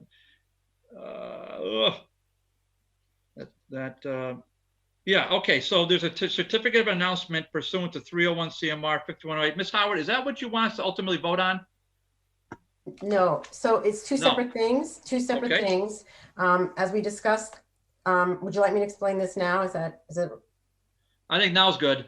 Okay, so it's two separate things. The letter of intent to purchase was sent at the end of August. And that's our general notice requirement. And then the certificate of announcement, as we described last month, another one of our requirements is to discuss our intent to purchase the conservation restriction at a public hearing, which we satisfied both last month and this month. And that certificate of announcement, we are asking, there is no vote needed. What we're asking is for you to just fill that certificate out and send it back to us. And you should have at the end of the package a clean one that is blank that you can fill in with your name and the date. And you know that requirement was met last month. If you filled it in with last month's date, that would be great. If you'd prefer to fill it in with tonight's date, that's also fine. But that's really all that is required. That's all that's required for that announcement and that certificate. The vote from the city council is to vote that the CR is in the public interest, and that is a separate requirement. And that's what the town of West Springfield wrote the letter to request that the council do. Okay, I don't, because you said a couple particular things. Jeff, you there? Yes, sir. Yeah, Jeff, at the last meeting, was this a public hearing at the last? Because I didn't announce a public hearing now, so I've got to do that if that's the case. So was this a public hearing? I don't believe it was. I believe the notice is just a meeting that is open to the public. Now it's at a public meeting. Okay, I heard Ms. Howard say a public hearing, but I don't have it on here as a public hearing. So okay, so just a meeting, a public meeting, which these are public meetings. So okie dokes. All right, so I didn't make a mistake, at least as far as that goes. Probably made a million other mistakes, but that's okay. So okay, so on this, so we heard from Ms. Howard. So we have I think what I heard her say, if you can stop me if I'm wrong, we had a letter of intent, so we checked the box on that. Now we have a certificate of announcement, Ms. Howard. Is that so? We're on that. Yes, they came together.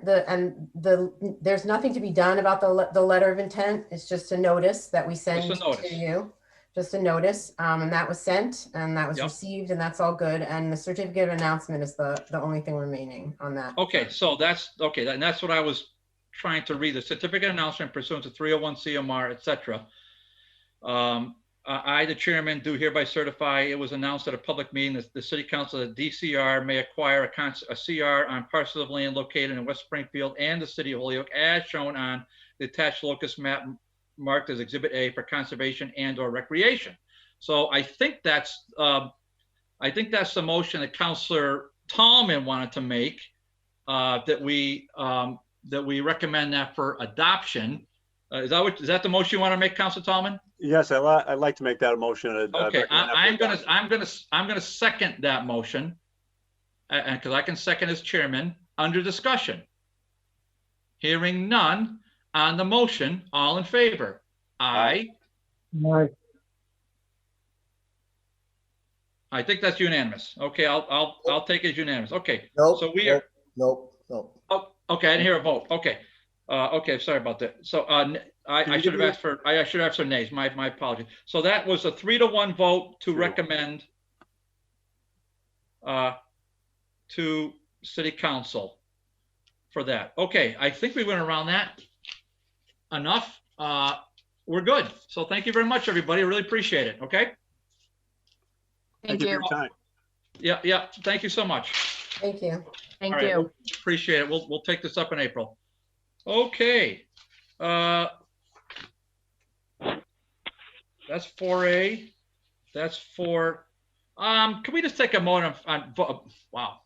Yeah, I can speak. Just take a vote on 4B that motions that has been received. I'll make a motion that 4B has been received. Motion made and seconded that 4B has been received. On the motion, all in favor? Aye. Aye. Okay.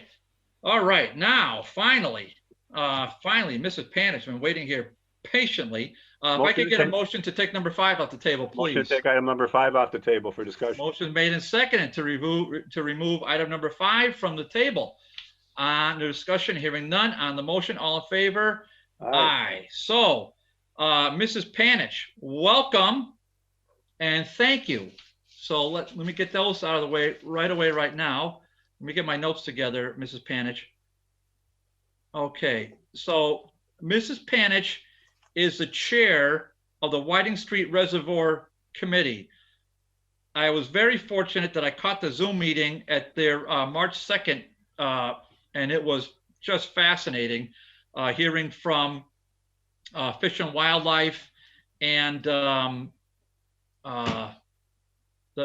federal agency, National Park Service. Sorry about that. National Park Service and Fish and Wildlife. It was really a great discussion. So my purpose of putting this on the agenda is that 2 of the 5 members of this committee, as I indicated a moment ago, and mainly Mike, mainly Mike as opposed to me, but I had something to do with it. Put together this the ordinance that ultimately created this committee. The mayor was gracious enough to sign off on and to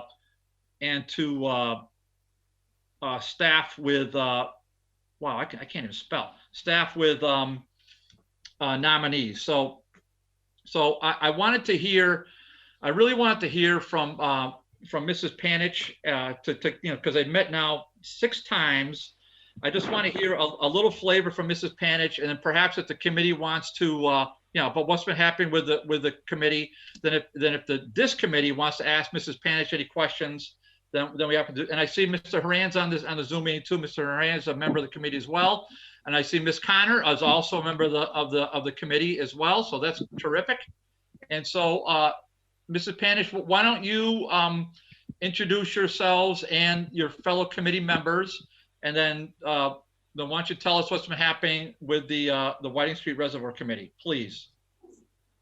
Well, first of all, I am the mayor's representative to the committee and was appointed the day after the committee was formed by you, Dave, and by Mike. So I have been waiting anxiously and avidly for the committee to start to meet. The 2 committee members who are with us tonight are Marlene Connor, who serves as vice chair, and Jeff Haran, who's a member of the Conservation Commission, works for the National Department of Wildlife and Fisheries, and is really a resident expert. What we've done basically is go over the laws regarding reservoirs with both the water department and with Crystal. And then from there, we moved on to look at the neighboring lands and the owners and managers of those lands. We have 2 more abutters to speak with. Then we're going to spend the month of May talking basically about what we have found thus far, what we'd like to hear from the community about. And then we'll set up, hopefully for June, a series of public hearings done over Zoom. I say a series because I can't imagine getting enough time at a 1.5 to 2 hour Zoom meeting to hear from everybody who has an interest in this matter.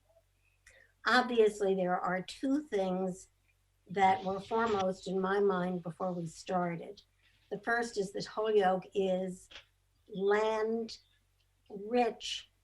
If you look at the northwest section of the city. The second is that we are both power and water as rich as anybody, any community could possibly be. And it's something we need to be concerned with and protect, which makes this committee, I think, a very good idea for the city council to have come up with. Basically, we have found that there are some very interesting things that the neighbors would like to see.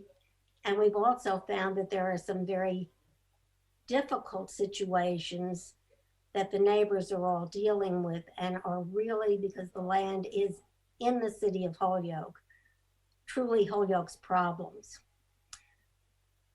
So basically, I would say fire away, ask questions. I did put all this in the form of a very brief report to you.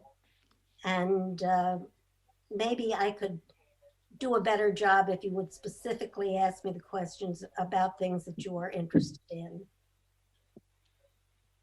Mr. Chairman? Councilor Graney. Yes.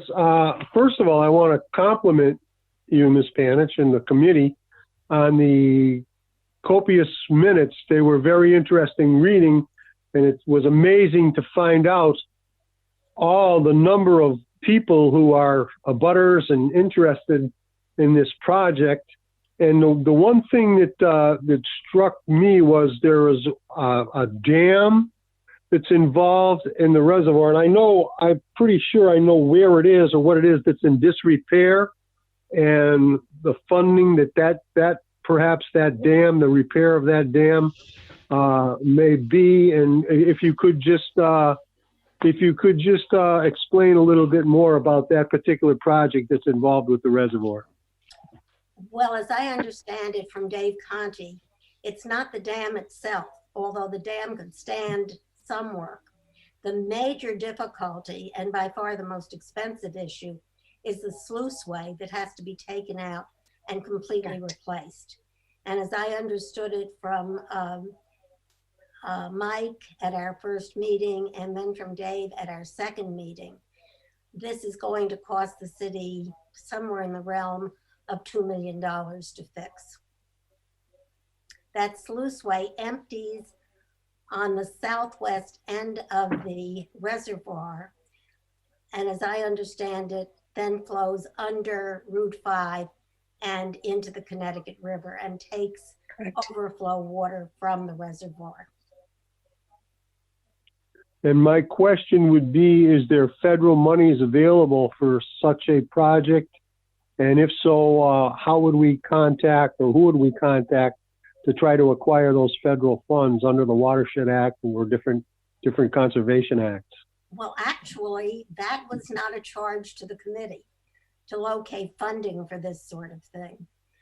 I would imagine, though, reading the newspapers and reading about what Joe Biden is doing with infrastructure, that there will be a fair amount of federal money available.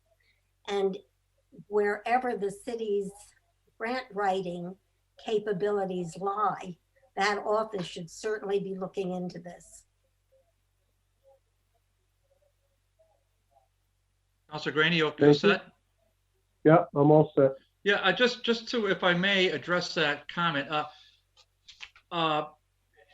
So I just wanted to be clear, under the scope and purpose section of the ordinance,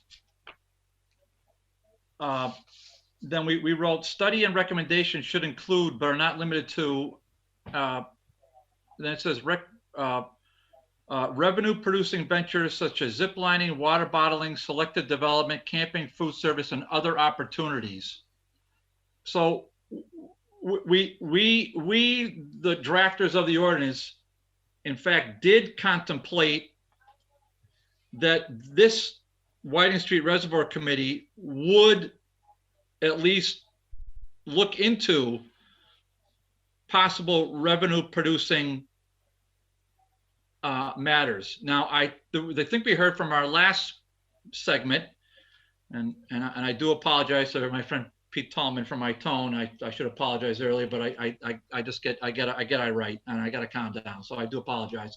But we did hear from the former I am losing a chill in the former section, the Jennifer Howard.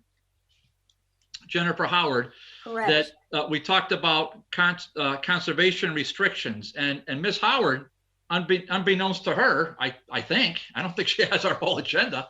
She's aware of this, of the committee that the three of you are members of, and she on her own initiative, without my prompting, in fact, suggested that as a possibility. So, boy, wouldn't that be ironic? How Holyoke is now in a conservation restriction for West Side. Maybe there's a conservation restriction for Holyoke. So I'm just saying to the committee, you don't have to answer me now, but perhaps that ought to be considered. And I saw in your report that other activities are being considered that are not revenue producing, but we specifically said that in the actual ordinance. So I just want you to, and I'm not trying to be argumentative here. I'm just trying to just point that out. It was always my hope and expectation that we would hear something about that, if at all possible, to the extent you can. And I know you're all volunteers, and I just want you, again, you have my Thank you. sincerest gratitude. So, but go ahead, Ms. Thank you, Panish, I'm sorry. Dave. We took that suggestion, which was discussed by Mike, to mean profit-making things that could be done on the reservoir in the way of some type of water-related activities. Jennifer Howard did, in fact, discuss the possibility of a conservation easement on the Ashley Reservoir, or Whiting Street, I'm sorry. And certainly that will wind up in our list of recommendations at the end of all of this. But we did not think that we were in the position of looking for government grants or grants from any other agency. We are also looking fair point. at an information finding grant from Lower Pioneer Valley Planning Commission, and they are willing to do some research for us. Which then Mrs. Panish, you nailed it right there, because first of all, no, it's not your committee's job to be going out looking for grants. That's that would be a negative. But as these things come along across your transom, through the transom, I would say that you're taking notes on this. It sounds to me like you're doing exactly what this section and what Mike suggested to you. What this section is saying. There is kind of a catch-all there and other opportunities, and that kind of fits into other opportunities. Because I never heard of a conservation restriction until this very matter. I just wasn't, educated in that. But that's why I'm here, because we're all learning. So that's a possibility. Then I heard your last meeting when you were when you had the Park Service gentleman on and the Fish and Wildlife gentleman on. Those were. It sounded like those are possibilities of maybe interfacing with them, and maybe I don't know, maybe there'd be some benefit to the city in a financial way. I don't know. I just want to get the general flavor. So thank you. The general flavor, I have to tell you, is that there are some major costs to the city that will have to be looked at to do almost anything we found out about so far. There's a policing cost to manage the vandalism and the road use. There apparently is a lot of drag racing on Mount Tom Road. There is vandalism on all parts of the mountain. There are fires up there at night quite frequently, and the list goes on and on and on. And not one, but all of our abutters have mentioned these things. And another thing that they've mentioned, which has tremendous possibility for Holyoke and is part and parcel of this wonderful large land area we've got, is that it would be nice if some way could be found to get all of the abutters together in some sort of a council to work together to plan for events and activities in the northwest section of Holyoke. And again, they all said the same thing. Not one agency has the money or the staffing to do this. And they're looking at Holyoke to do it. So we have to keep going, keep asking questions, and see what we can come up with that satisfies all of these, or at least answers all of these questions that people are bringing to the table. It's been fun. The people we're talking to are fascinating. The information we're gathering is really interesting. And I wish you could all be at every one of the meetings. They're terrific. Yeah, Ms. Panish, thank you. Before I recognize Councilor Tallman, did Ms. Connor or Mr. Haran, did you want to weigh in, or did Mrs. Panish sort of cover those bases that you wanted to? So Ms. Connor, did you want to weigh in for a minute or two? I thought she did a great job explaining all the things we've learned and all the things we've seen. So thank you. Okay, Mr. All set. Haran. Thank you, Ms. Connor. Mr. Haran, did you want to weigh in for a minute or two? Thank you for the opportunity, and it's nice to be here. We appreciate the committee making time for us to say a few things. I would agree with Marlene that our chair, Sue Ellen Panich, did a great job. I would just say that was something that echoed from many of the abutters we listened to, was that it was helpful when the city played a role early on when the mountain was no longer a ski area, and the city brought people together to consider how the area might be used. And there hasn't been much done since then. I don't think the committee right now has the charge or appetite to consider all those things. But I think as we've looked at things, the benefits to that northern section of the city could be great. The resources are tremendous, but it needs to be thought out in a thoughtful, comprehensive way in order for it to work in a beneficial way for the city.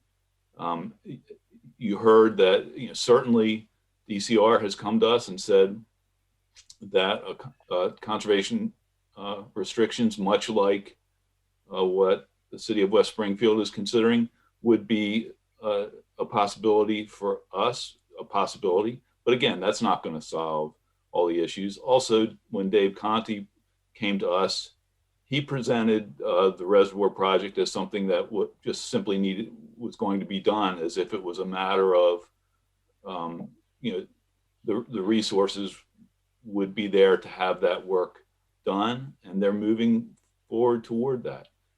And I would have to say, we didn't ask him how exactly is that going to be funded, and that I think I feel remiss at this moment. And although I was claimed to be an expert on everything here, my wife would attest that I'm really an expert on nothing. But at any rate, this, there's a lot of questions to be asked, and I think we've heard a great deal from the abutters, and they've had a great deal to say. But with that, I'll leave it there. Thank you for the opportunity to be here. Great, Council Tomlin. Yeah, thank you. Just real briefly, thank you, Mrs. Panich and Jeff and Marlene. I did get a chance to catch that meeting. Also, like Councilor Bartley stated, it was really an interesting meeting. I think I heard everybody talk probably about an hour of the meeting. I know you're probably longer than that. And getting prepared for this meeting, you're talking about getting some bullet points out there, and I think you covered everything, Mrs. Panich, about what we're looking for the group to do. And I really got to commend Councilor Sullivan and Councilor Bartley for bringing this forward, because possibly what we heard tonight with the DCR, to possibly, if we get a restriction in a certain area of that area, that we could get some funding, just like West Springfield. I'm not going to say it's going to be $1 million, but anything for our community would help. And we did, Jeff, we did talk to Dave Conti about 2 years ago, and he did mention, about the spillway and about the dam there, and it was a cost of about $2 million that they were going to try to take care of. But I think it's a great resource, that reservoir, Ashley Reservoir, for people to get around and walk. And I know there are some possibilities. I'm glad that you did, get a lot of the abutters together to give you some ideas of what can be done in that area, safely. But everything does have a price to it. And but with a group such as yours, we're getting to find out that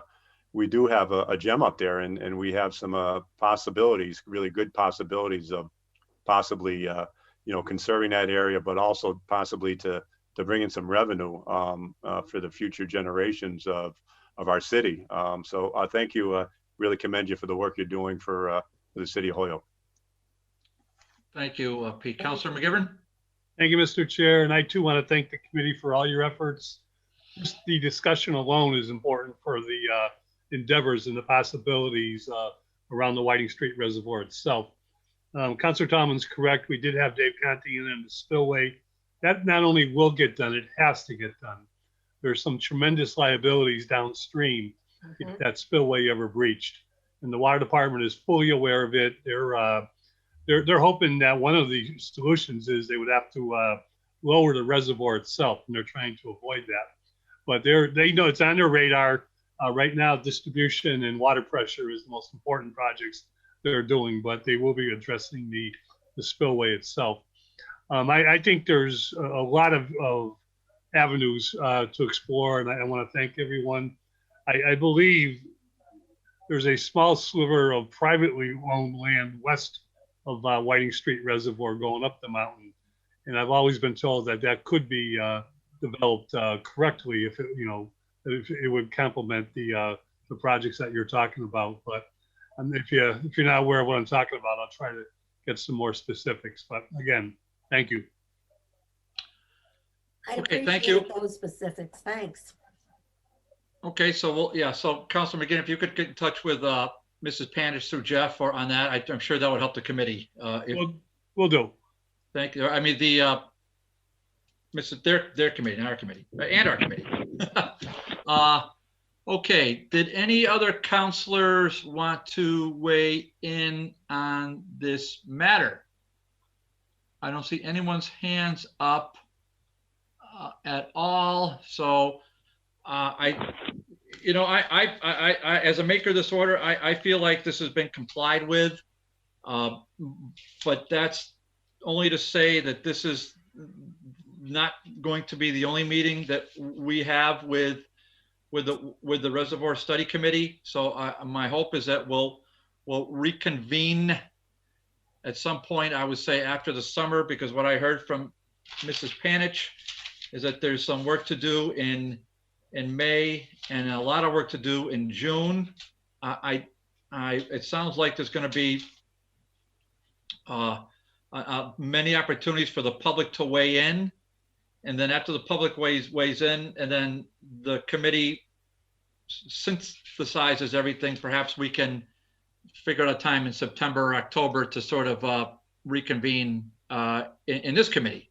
And then we can hear some more, I hope, if you want to. If you don't want to, you don't have to. Okay. All right. So I'll just take a motion that's been complied with, please. Is there anything else from the committee members before we move this forward? Do any committee members want to say anything? No? Okay. Motion all to right. say that this order's been complied with? I'm going to second that. Under discussion, anyone? Hearing none on the motion, the order's been complied with. All in favor? Aye. Aye. Opposed? None. Okay, complied with for love. Okay, thank you, Ms. Connor, Mr. Rand, Mrs. Panish. Thank you very much, and we'll hopefully do it again, okay? Okay. Thank you. Thank you. Thank you all. Night all. Good night. Okay. Item 6, I think, is where we are. This one, it seemed like we wanted to get this going pretty fast. If we could get a motion to take number 6 off the table, please. Motion to take item number 6 off the table for discussion. Motion's made and seconded to take item number 6 off the table in discussion. Hearing none on the motion. All in favor? Aye.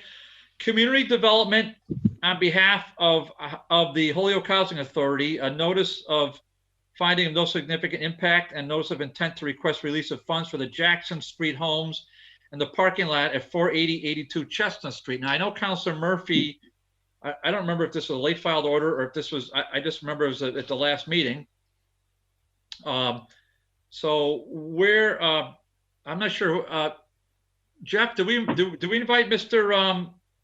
Do we invite the chair? The chair, wow. The executive director of Holyoke Housing Authority? She's got her hand up. I do see her hands up. I do see that, but I just find, Jeff, do we invite Holyoke Housing Authority to this? I don't believe so. Okay, that's my fault. Okay, Alicia, did you want to weigh in on this? Did. So first of all, with all the respect to the committee, the agenda that's posted online seems to be slightly different than whatever agenda you're following. So there might be some confusion for other folks that are out there waiting. So I just wanted to mention that. And then that's a notice that we send from my office that when someone is going to use federal funding for a project, there has to be an environmental review that's done. And that environmental review is typically done by the Community Development Office. we did it on behalf of the Housing Authority, and we do a public notification in case anybody had any questions. So those are standard notifications that we have sent to you for years. It's not generally an agenda item. It's more of a communication in case any counselors had questions about it. But there's no, if it's the finding of no significant impact and request for release of funds, there's no action necessary by the city council. It's strictly informational, putting a public notice out. That's it. So there wouldn't have been any reason to invite Matt Mainville to the meeting. Okay, thank you for that. Councilor Murphy? Yeah, just real quick. Thank you, Alicia. And, you know, I know, and Alicia, just correct me if I'm wrong, this is the homes that are going to be built in cooperation with Habitat for Humanity and the Housing Authority? Correct. Yep. Okay. There's going to be 3 single family houses and a parking lot. And they're all, the addresses are all on Chestnut Street. But I was under the impression, and you correct me, I mean, if you don't know, that's fine too. Yeah. But I was kind of under the impression 1 or 2 of these would actually have a Jackson Street address and be looking out at the park. And that it would be basically an L on Jackson and on Chestnut. And this is what I originally been told. And I've been advocating for this since I got back on the council. And I will thank the Housing Authority for moving as quickly as they did and purchasing the property in which has been vacant for about 30 years. Yep. I believe you're correct. I can send you the site plan tomorrow, the site plan that we use for the environmental assessment. Okay. Thank you. And thank you, Mr. Chairman. I just, you know, I just wanted to, I know that I thought maybe the Housing Authority, if they were invited, would kind of explain what they were trying to do there, but that's okay. Thank you. Well, just to Councilor Murphy, what would your, I mean, you heard what Ms. Zeller said. What would you like us to do with this? Because I was agnostic to it at the last city council meeting, but it seemed like we wanted to have a discussion, so I put it on the agenda. So yeah, no, and I appreciate that. I just thought maybe they wanted to come in and talk about it, but I may file an order separately and just then as this goes along, just have them come in and explain, because obviously it's going to be a nice development on the corner of Jackson and Chestnut. And I just exactly get a little more information in terms of time. I'll file an order to bring them in and have you get a better committee review of what's going on. all right, now is this the same lot where we're going to allegedly build another a middle school? Is that the same lot? No. This is over on Jackson and Chestnut. And it's okay. So this is not the diocese's lot. No, this is across from the park, Sheared Park. Got it.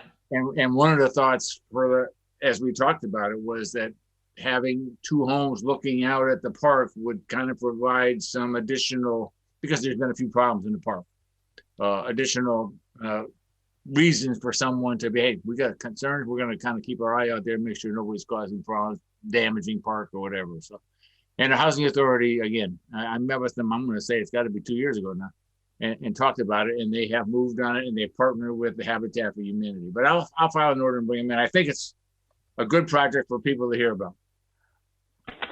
Okay, so do you want us to just say this has been received and we can send this back to council, Terry? Yeah, that'd be fine. Motion, this item has been received. Second. Second motion made and second. Item is received. All in favor? Aye. Okay, so we'll say that's been received. If I could get a motion, and Alicia, you're going to stay here for this. Motion, take number 7 up the table, please. Motion, take up number 7. Second. Motion is made and seconded to take agenda item 7 off the table. All in favor? Aye. Ordered that this this committee work with the planning and mayoral designees to redraw the ward lines according to the new federal census. So Joe filed this some time ago, and Councilor McGivern, and we've taken it up several times, and we're going to keep taking it up every single meeting until we go forward. But we did get a communication from Alicia Zeller, who is here with us now. And of course, as soon as I say that, I can't find it, but I know it's here. Lord. Look at this. There it is. Okay. I'm just going to read this, and Alicia, I'll ask you to speak on it. Then I'll defer to Councilor McGivern in a minute.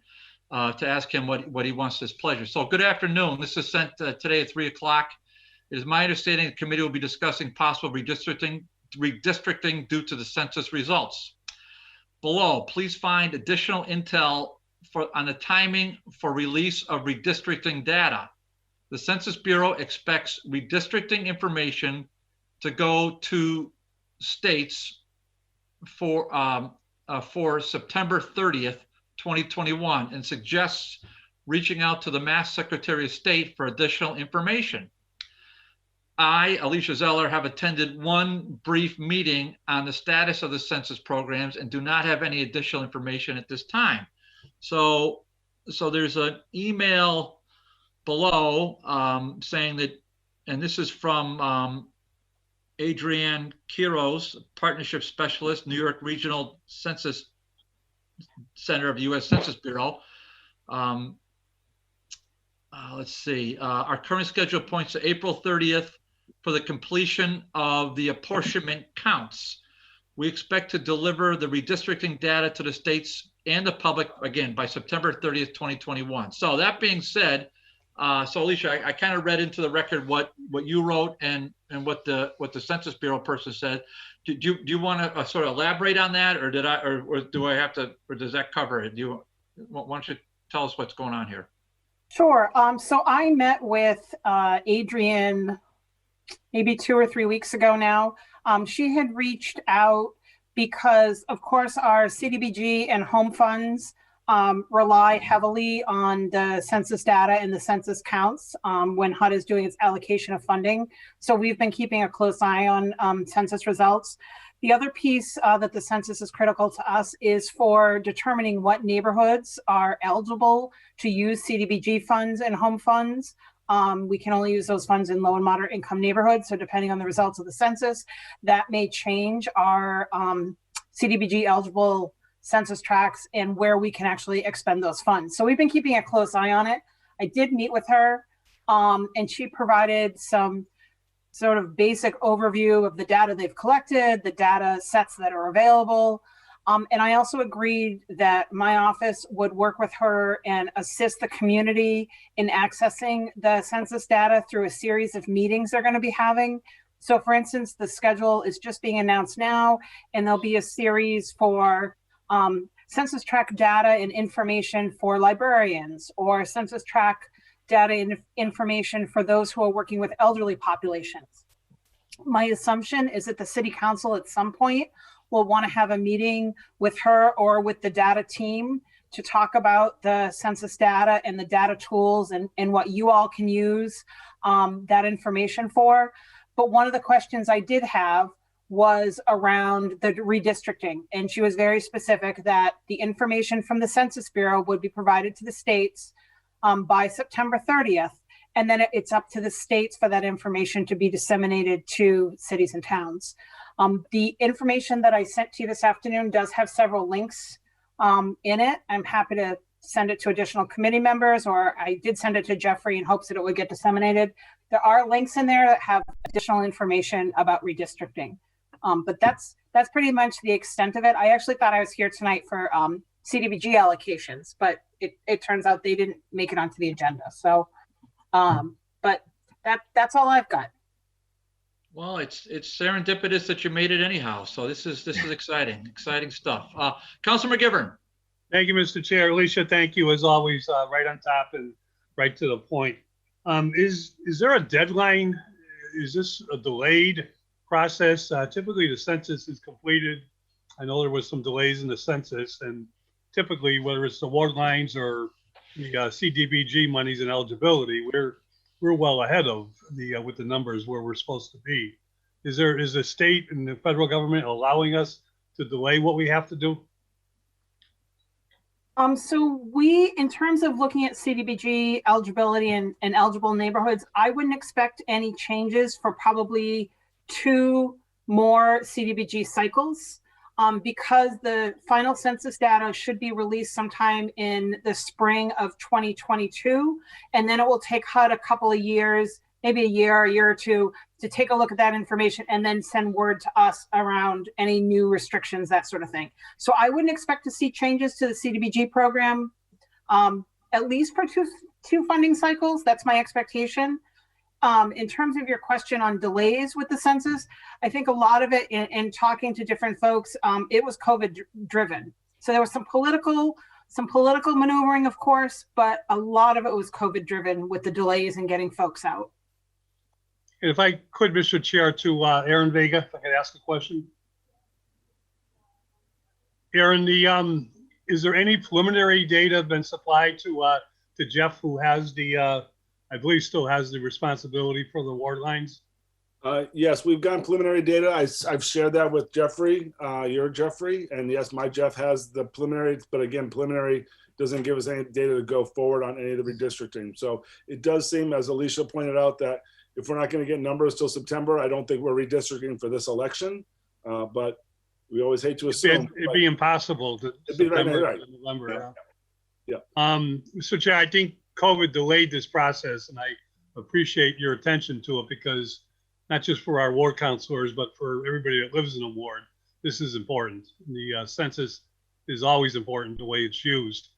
Aaron, is there anything that sticks out with the preliminary numbers that Jeff could present to us, or is it just a matter of waiting for those numbers in September?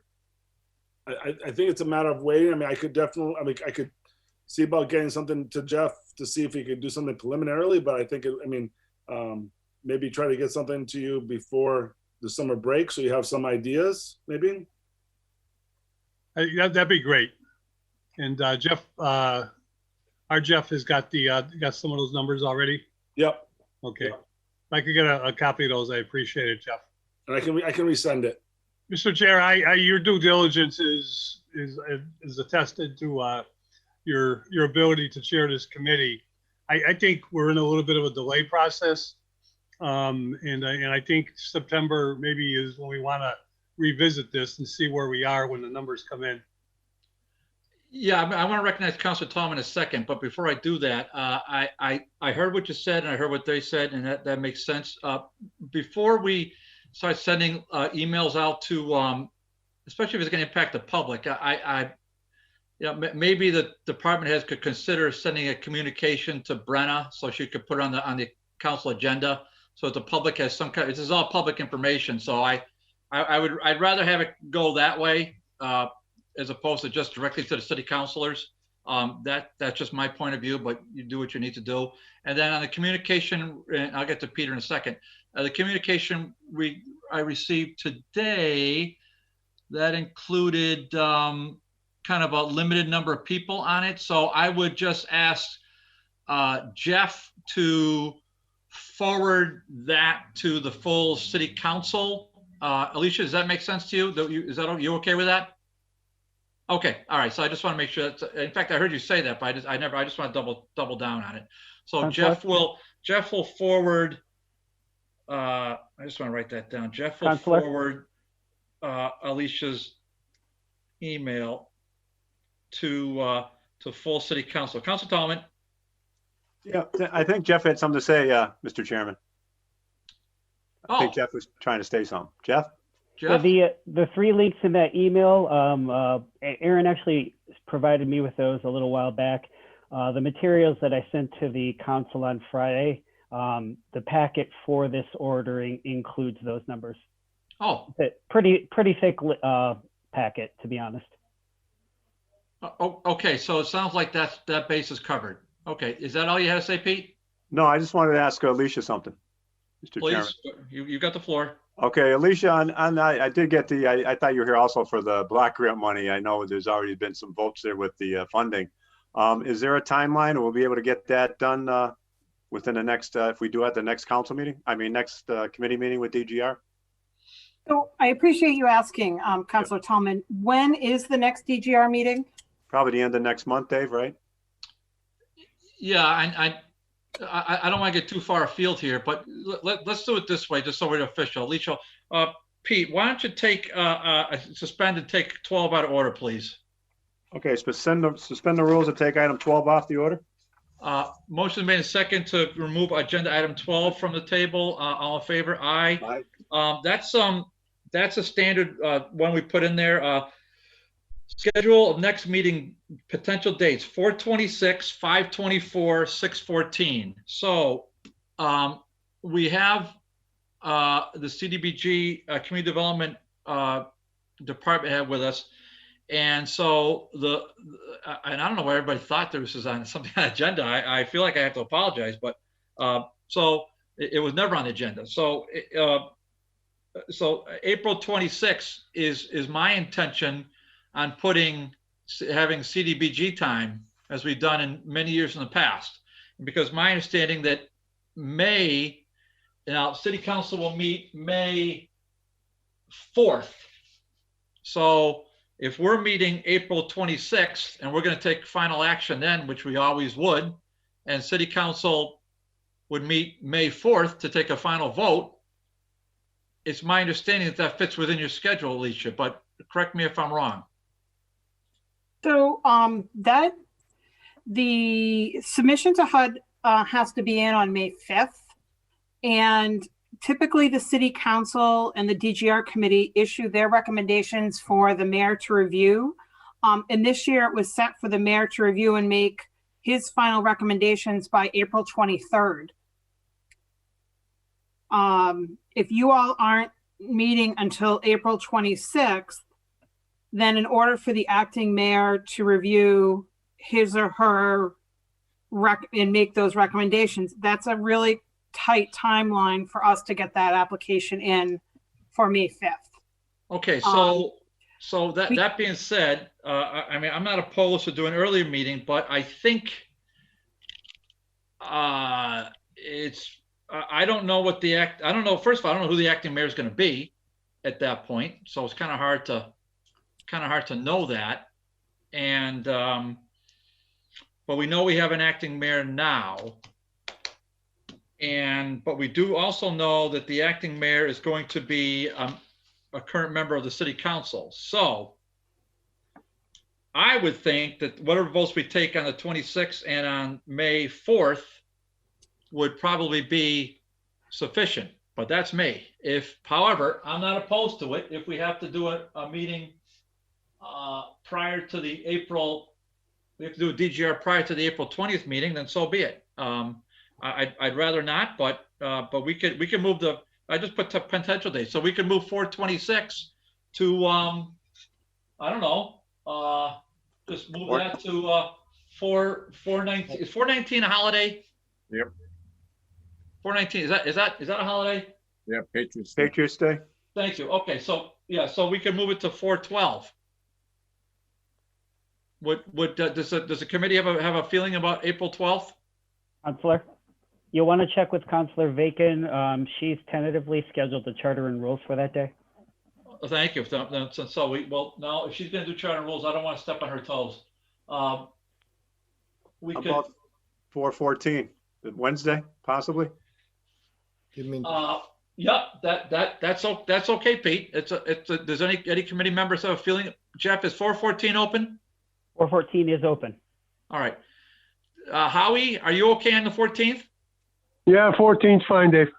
Mike? Yep. Pete? Yep. Bartley is okay. So why don't we just scratch the 26th and put it on the 14th? Alicia, does that work? I appreciate that, yes. And then when would it go to the full council? Well, we would take a vote. So the full council would be April 20th. Joe, we meet then, right? That wouldn't change, right? Yeah, the 20th you'll meet. Yep. 20th, yeah. Why would it wouldn't change? So just because of Monday holiday, that doesn't matter, right? That would be ideal. I appreciate it. I appreciate it very much. Well, there you go. We're trying to keep things on track. Thank you. We aim to please. That's what we do here. Good job, David. Wow. All of a sudden, I turn around, it's like all these hands are all over the place. Peter, you all set? I'm all set. Thank you. Councilor Sullivan? Yeah, just a question for Alicia. Alicia, who's our council rep now on the CDBG committee? I thought it was you. I thought it was him too. He did a great job. I filled in, not last year. I filled in at one point, didn't I? Yeah, you were at the library for one. Yeah.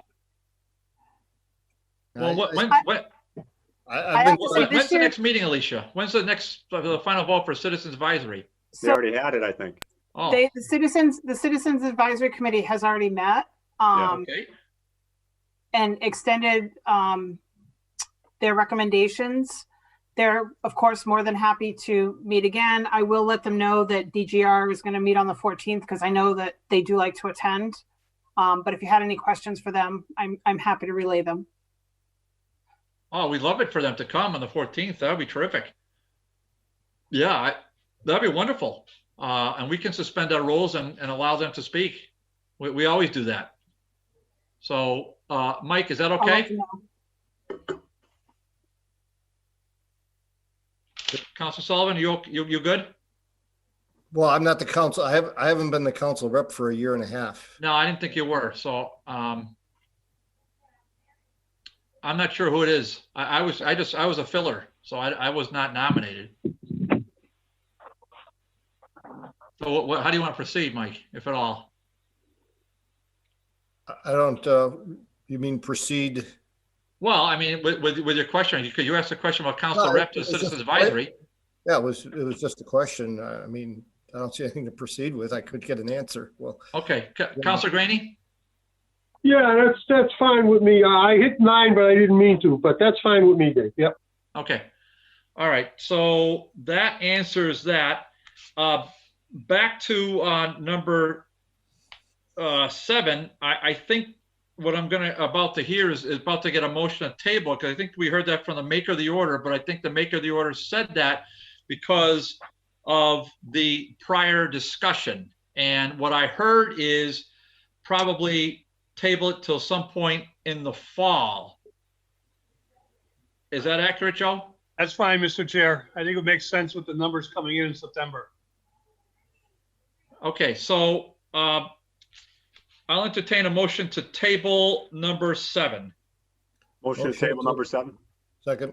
Motion made and second, table number 7. On the motion, all in favor? Aye. Aye. So we will table that one. Thank you. Okay, Alicia, thank you. Councilor McGivern, thank you. I will get a motion to suspend and take 8, 9, 10, and 11 as a package and remove from the table. Motion to take items 8, 9, 10, and 11 as a package and remove from the table for discussion. Second. Motion made and seconded to suspend the rules and take up 8, 9, 10, and 11. Discussion hearing none on the motion. All in favor? Aye. And I also heard a motion for abbreviated reading, which I'm going to do right now. Agenda item, these all filed under my name as the chair. Let's see. Holyoke vote to accept an offer of $6,000 from Greg Virgilio for 416 Appleton Street. Oh, that's our favorite lot. We've only had this about half dozen times, Pete. Remember that one. 60 declares 60 Hamilton Street as surplus property. Number 10 is to approve a transfer of 60 Hamilton Street to HRA for $1. And number 11 is transfer 55 Hamilton Street to HRA for $1. So we have with us the department chair, Mr. Vega. We have Mr. Dijek here as well. So gentlemen, why don't you tell us what's happening with number 8, and we'll proceed accordingly. Sure. So good evening, everybody. So number 8 sounds like you're familiar with the property, 416 Appleton Street. This has been looking to be purchased by an abutter for great improvements he's done on 185 Pine Street. This will be obviously making the surplus. The next steps, of course, will be go to our site plan review. So we would make sure the parking lot is in accordance with all the rules and regulations on the zoning, and is a benefit for the area and a benefit for the purchaser and his property at 185 Pine Street. Yeah, I don't know what else you would like to know at this point. I also mentioned that this is a little bit over assessed value. So I believe assessed value was 4,800. Is off in 6,000. So, right. Okay, Mr. Dijek, you've been with us this whole time on this this journey into the sun for 416 Appleton Street. So this is now we've gone through whatever we had to go through with the state legislature. We had we're all set with Article 97. Correct. Everything is approved. And so now we're at the point where the city of Holyoke actually owns this, and then we can do with it what we may. Is that true? That is correct. Good evening, everyone. It's been a long haul for sure, and a lot of questions early on in the process. I think we got it all straightened out last year in terms of ownership, the Article 97 designation, putting it out to bid, notifying all the abutters, publicizing it, and Mr. Virgilio has been patient. And there are a lot, all the different meetings and expressing his interest. And as Aaron mentioned, if anyone has had a chance to go by 185 Pine Street, which is across the alley from this property, he's done a tremendous job with that property. I did provide some information to Jeffrey, and we can forward that to all the counselors also, but Mr. Virgilio's proposal was included in that. Okay, I'm gonna hold my questions off right now and let the committee members speak. I see Councilor Tallman and I see Councilor Graney. Councilor Tallman.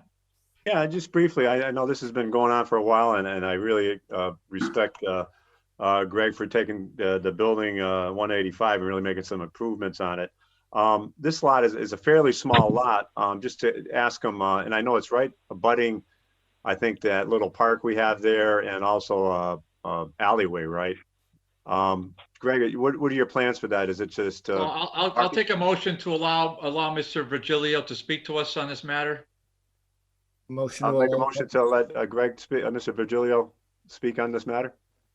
Motion made second to allow Mr. Virgilio to speak on discussion. Or none on the motion. All in favor? Aye. Okay, Mr. Virgilio, go ahead, Pete. Yeah, I just had a question with that lot. What do you plan on doing with it? Good evening, everybody.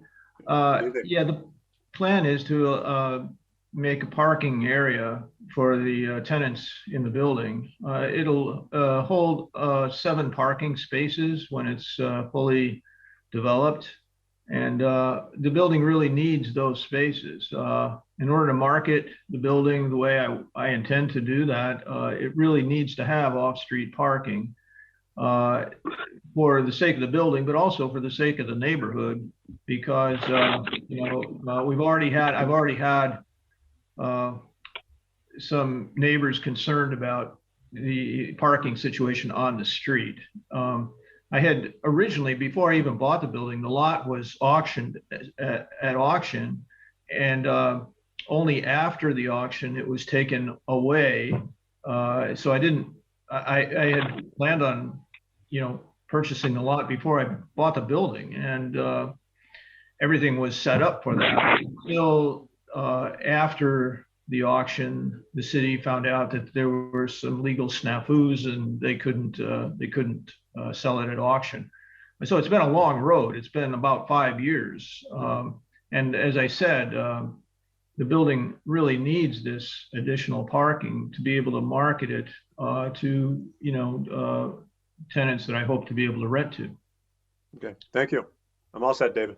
Yeah, at one point we had Mr. Whitman in, we had Mr. Bosco in, and we had Mr. Virgilio in to City Council on this very matter. So I don't think any of us on this committee got joined yesterday. So we're all pretty familiar with what happened here. So, but that's history that I guess will just be part of whatever forgotten chapter. But just John, this property was. How did Mr. Virgilio come to acquire it? Did you say this was put out for public bid, or how did he get it? This was through a public bid, notice for sale. All right. Were there any other bidders? No, he was the only one. Oh wow, that's it. So neither Mr. Whitman nor Mr. Bosco or anybody else threw an offer in.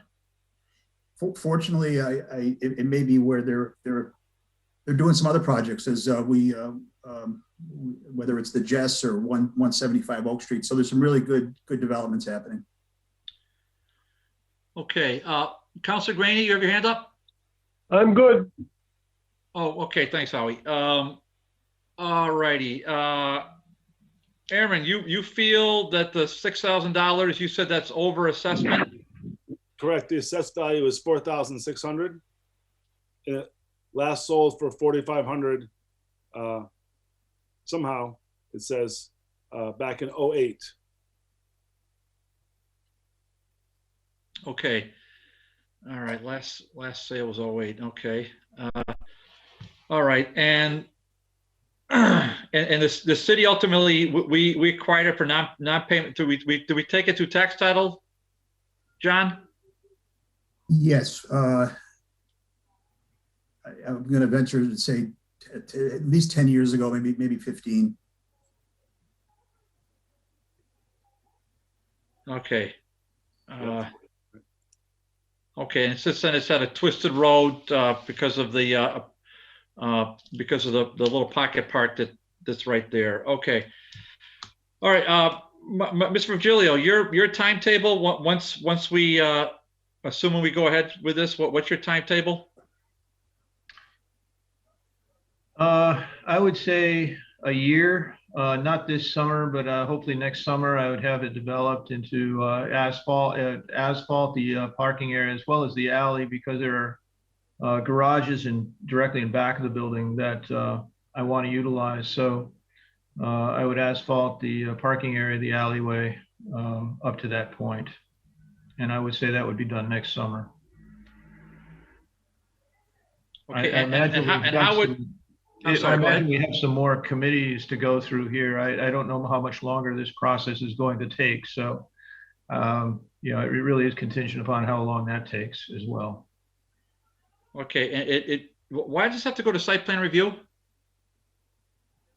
Aaron, John? It may not be site plan, but there may be a component with stormwater. It was one of the questions we had for Greg early on was, you know, making sure he was aware that there would be permitting requirements if there's paving, whether it's DPW, but not necessarily site plan, but maybe some stormwater type. Okay, that sounds a little more let me likely then. Permit review as opposed to site plan review. Correct. Sorry about that.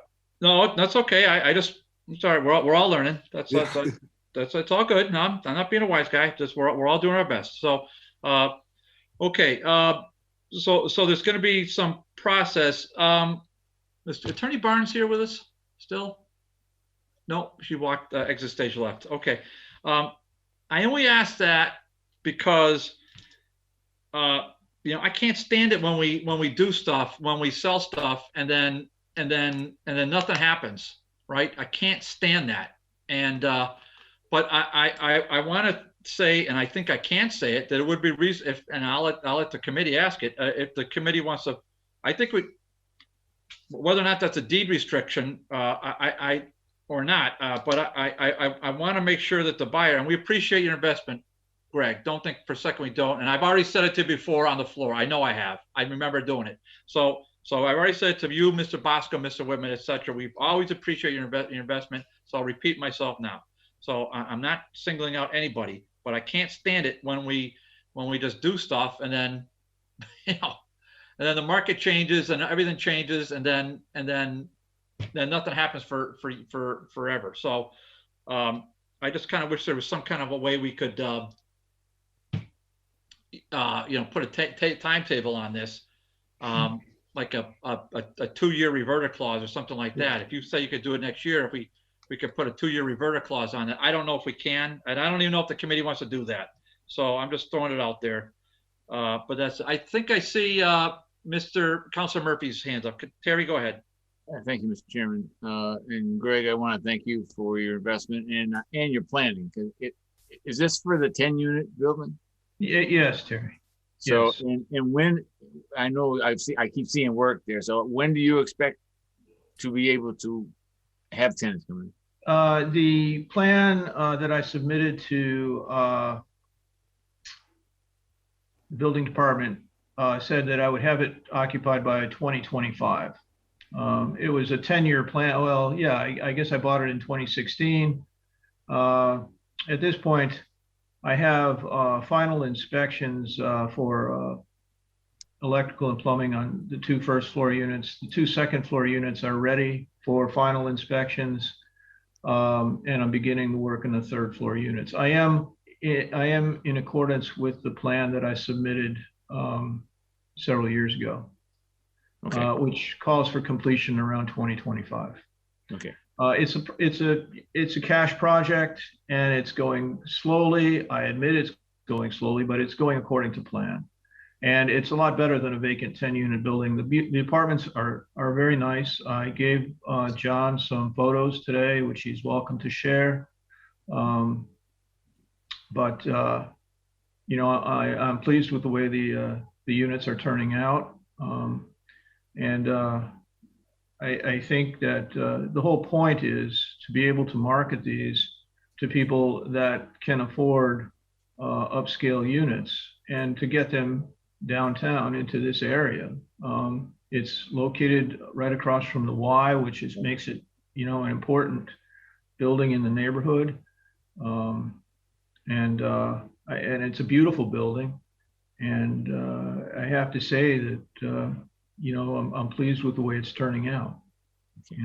I think you would be too. Yeah, I mean, I go to the Y and I see it every time I'm driving out. And I can tell you that from what I've seen, the improvements on the outside are substantial and definitely look like high class. So I invite you to come in anytime you like and take a look around. I think you'll be pleased with it.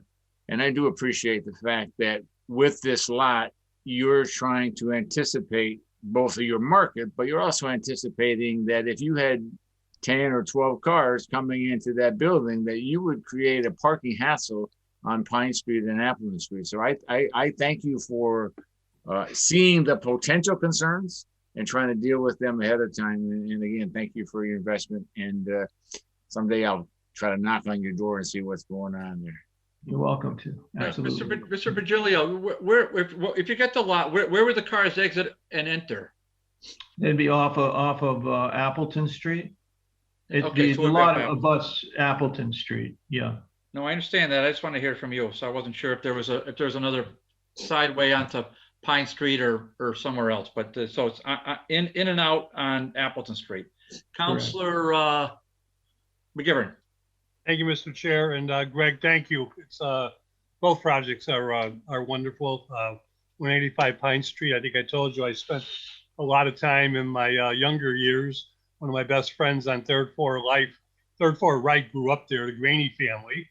Be the nephews of Jerry Graney. For those of you who are keeping score, and it is a beautiful building, and I'm so glad that you're bringing it back to life. And I think you got a great market ahead of you. And wish you nothing but success.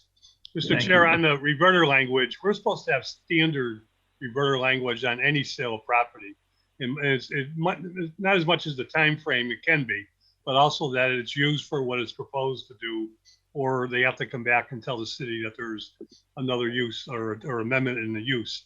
The reason for this is that there's no one speculating and buying land cheap and selling it higher. The city's more than willing to give a fair price, but for the suggested proposal or agreed upon proposal is what we look for. Okay, so that'll be standard, Joe? It's supposed to be standard. I'd be surprised if it wasn't in this deed. It is. John Dijak says yes. Yes.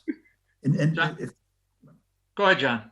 If I could add, this was actually the property that triggered the reverter because the city sold it.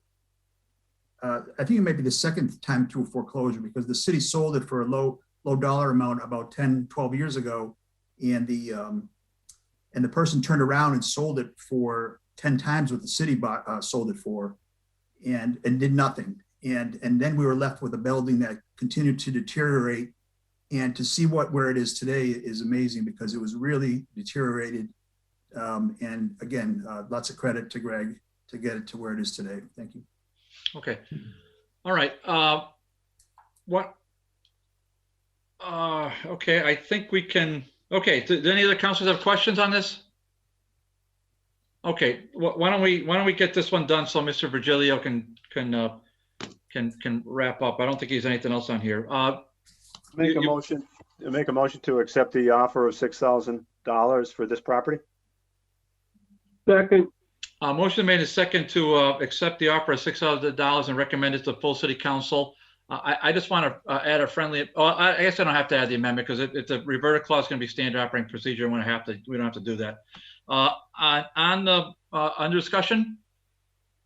Hearing none. On the motion, all in favor? Aye. Aye. Opposed? None. Okay, so for love to recommend the sale to as proposed. Is it just so I'm clear? Is it to Mr. Virgilio directly as a person, or is it to a company? Well, I don't know. I think I signed the check personally, but 185 Pine Street is actually a trust, and it would become part of that trust once it was purchased. So I may purchase it individually and then sell it to 185 Pine Street Trust. Okay, so I'll just say to Greg Virgilio or a nominee to be determined. Okay. That works. Thank you. And thank you all. I appreciate your help here. Okay, thanks. Thank you. Okay, Mr. Vega, Mr. Dijek, looks like 9 and 10 kind of go hand in glove, both 60 Hamilton Street. So what's happening here? Thank you, Mr. Chairman. And this is in relationship to the land that we're aggregating and putting together for the South Holyoke Homes project that the Housing Authority is engaged in.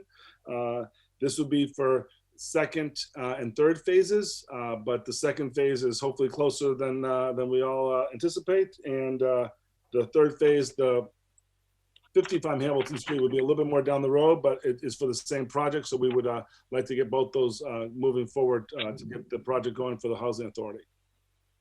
Okay, so these are tied to the Holyoke, to the Urban Renewal Plan, and again tied to the South Holyoke Homes project that the HHA is doing. Okay, so normally what would happen in my experience is that we would declare a property surplus at one point, and then at some other point, whether it's a month or a year, we would then hear back as that we have a bidder. But in this case, we want to declare it surplus, and then immediately on the same night we want to turn around and sell it to HRA for $1. Is that what I'm reading? Correct, because this project is already in the pipeline. And again, we feel that this is, again, part of the urban renewal plan that we've all been working on, including yourselves. And so, yes, we would figure to make it surplus. And since we know that we're not going out to bid with this, that it is for a particular project and the HRA can hold this property for that project, this would be the correct path to go forward on. Councilor Murphy?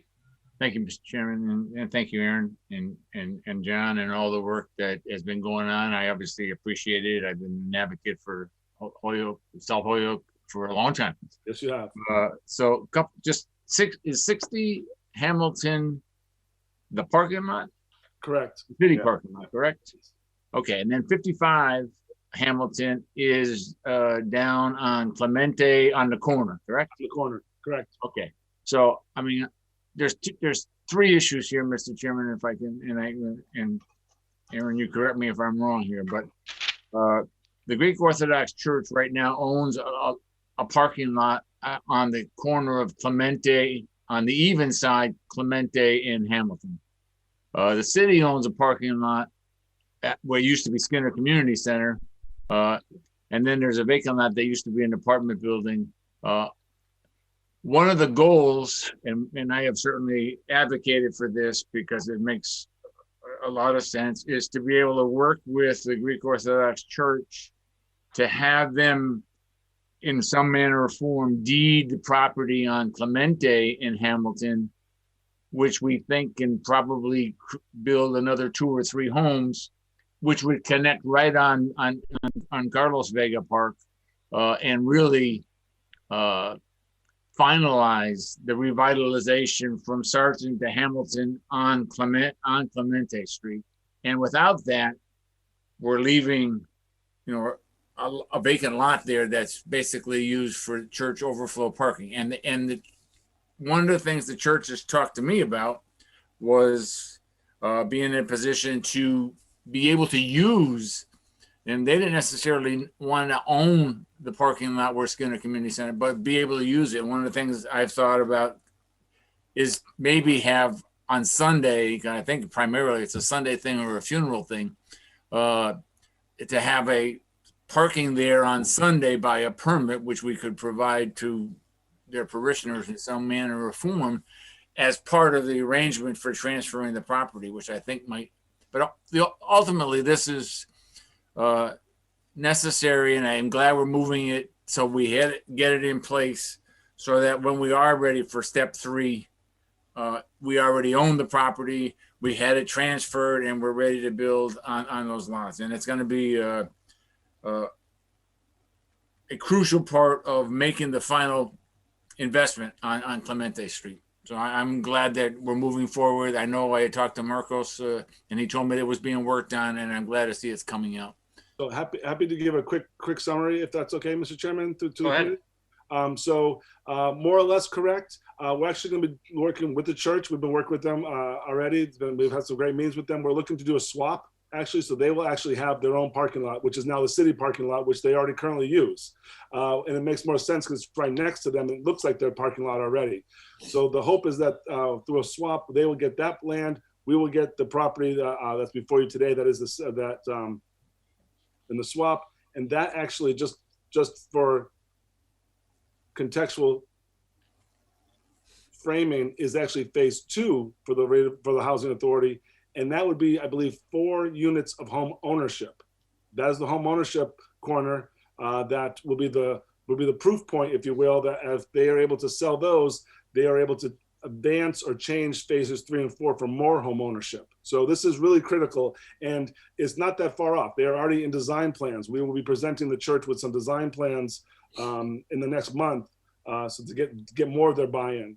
We're currently getting appraisals on both lots. We're in great negotiations with them about the repairs that maybe need to be done to the lot as far as drainage, and things are going very well with that. So yeah, exactly. Key to the housing authority's phase 2, and this will be the home ownership section, again, which is even a little bit more attractive to the church to have home ownership there. Again, if I can ask one more question, Mr. Chairman.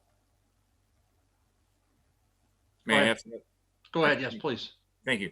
So let me go to 55 Hamilton, because one of the concerns when I first brought the idea up of swapping parking lots, I was almost having my head taken off for taking the parking away from the residents. So is it possible that the 55 Hamilton can become somewhat a parking replacement for the residents of that area?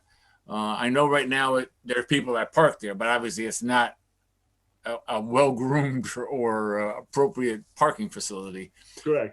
So is that part of, because otherwise I mean, again, I think the church has been great trying to work with us to do this. And I think the redevelopment of those housing is what I want, but I also would try to, if I can, alleviate and provide some additional parking for for the residents.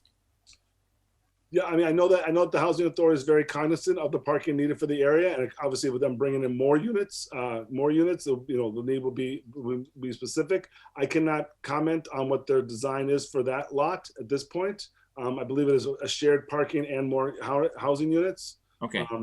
So at 55. The hope is that the new units that they're creating will have its own designated parking, so they're not putting additional strain on the available street parking. Yeah, and so far, all the official housing that they homeowner is going to have their own parking off street. Yeah. And so 55 is going to be they're looking at potentially building homes there too? I believe so.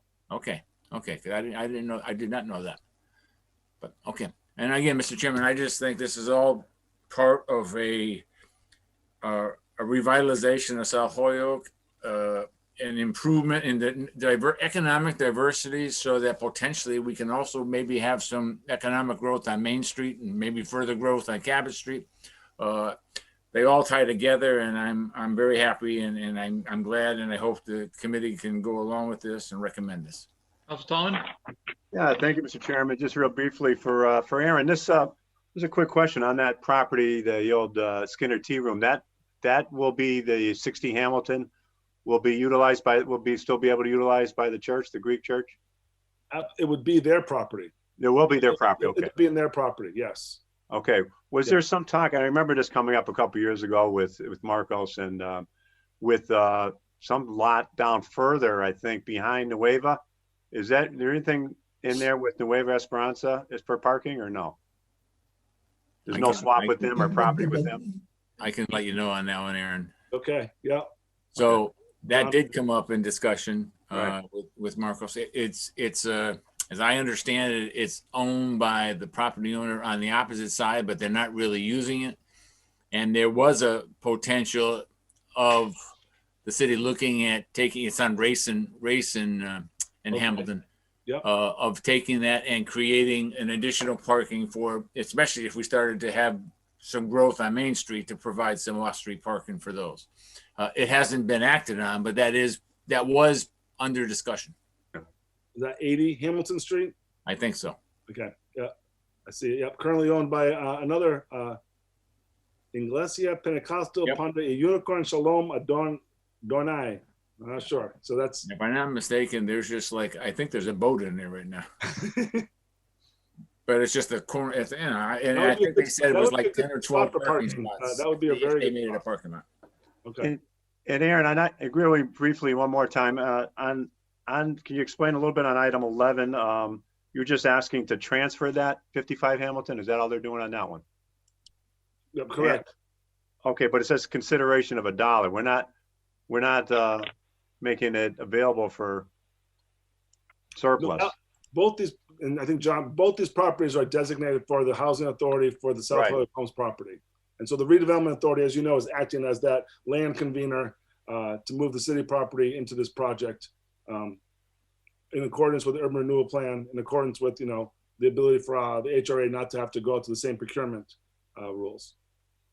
Okay, and I agree with Councilor, with our chairman, Councilor Bartley. We did, we've been working on these for several years with the surplus. We usually 1 month we do surplus property and then possibly the next month, but maybe because of the time frame that we would be selling this also in the same evening for $1. Again, I guess I would just, and I know John's ready to speak too. So I would think, if there was decisions on that, I would advocate for 60 Hamilton Street to move quicker than 55, if I could. 60 Hamilton Street, again, as I said, there's design plans going on right now, and I can't speak for the housing authority, but they just got bids in for phase 1. I think that they're moving as quickly as they can. I can imagine them wanting to get things moving by the end of this year for phase 2. Okay. So no, it's just unusual to see the 55 Hamilton Street, I would say maybe is less pressing. We were just sort of setting the table, if you will. But John, if you want to add.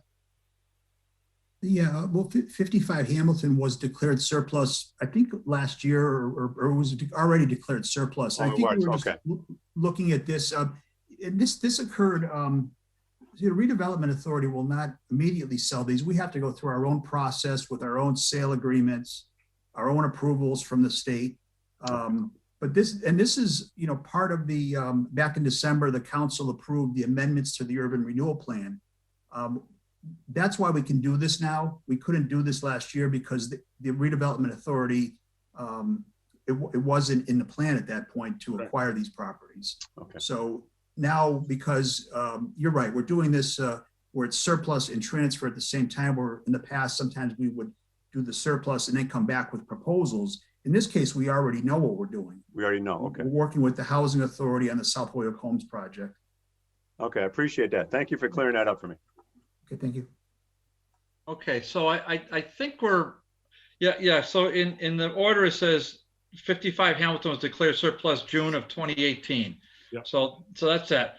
In this case, we've got 9 and 10. It's kind of a little bit unusual that we have a declared surplus and then offered for a transfer on the same night. So we generally wouldn't do that, but that's all right, because it's within the plan, and this sounds like we've got support of the neighborhood, and so it sounds like to me it makes sense. So I think these are all before us, 9, 10, and 11. I think I can get a motion probably to approve 9 as declared surplus, and approve 10 and 11 for transfer to the HRA.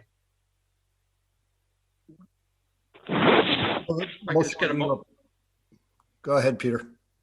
Go ahead, Mike. I just you want us to make that motion, or if you would? Yeah, so.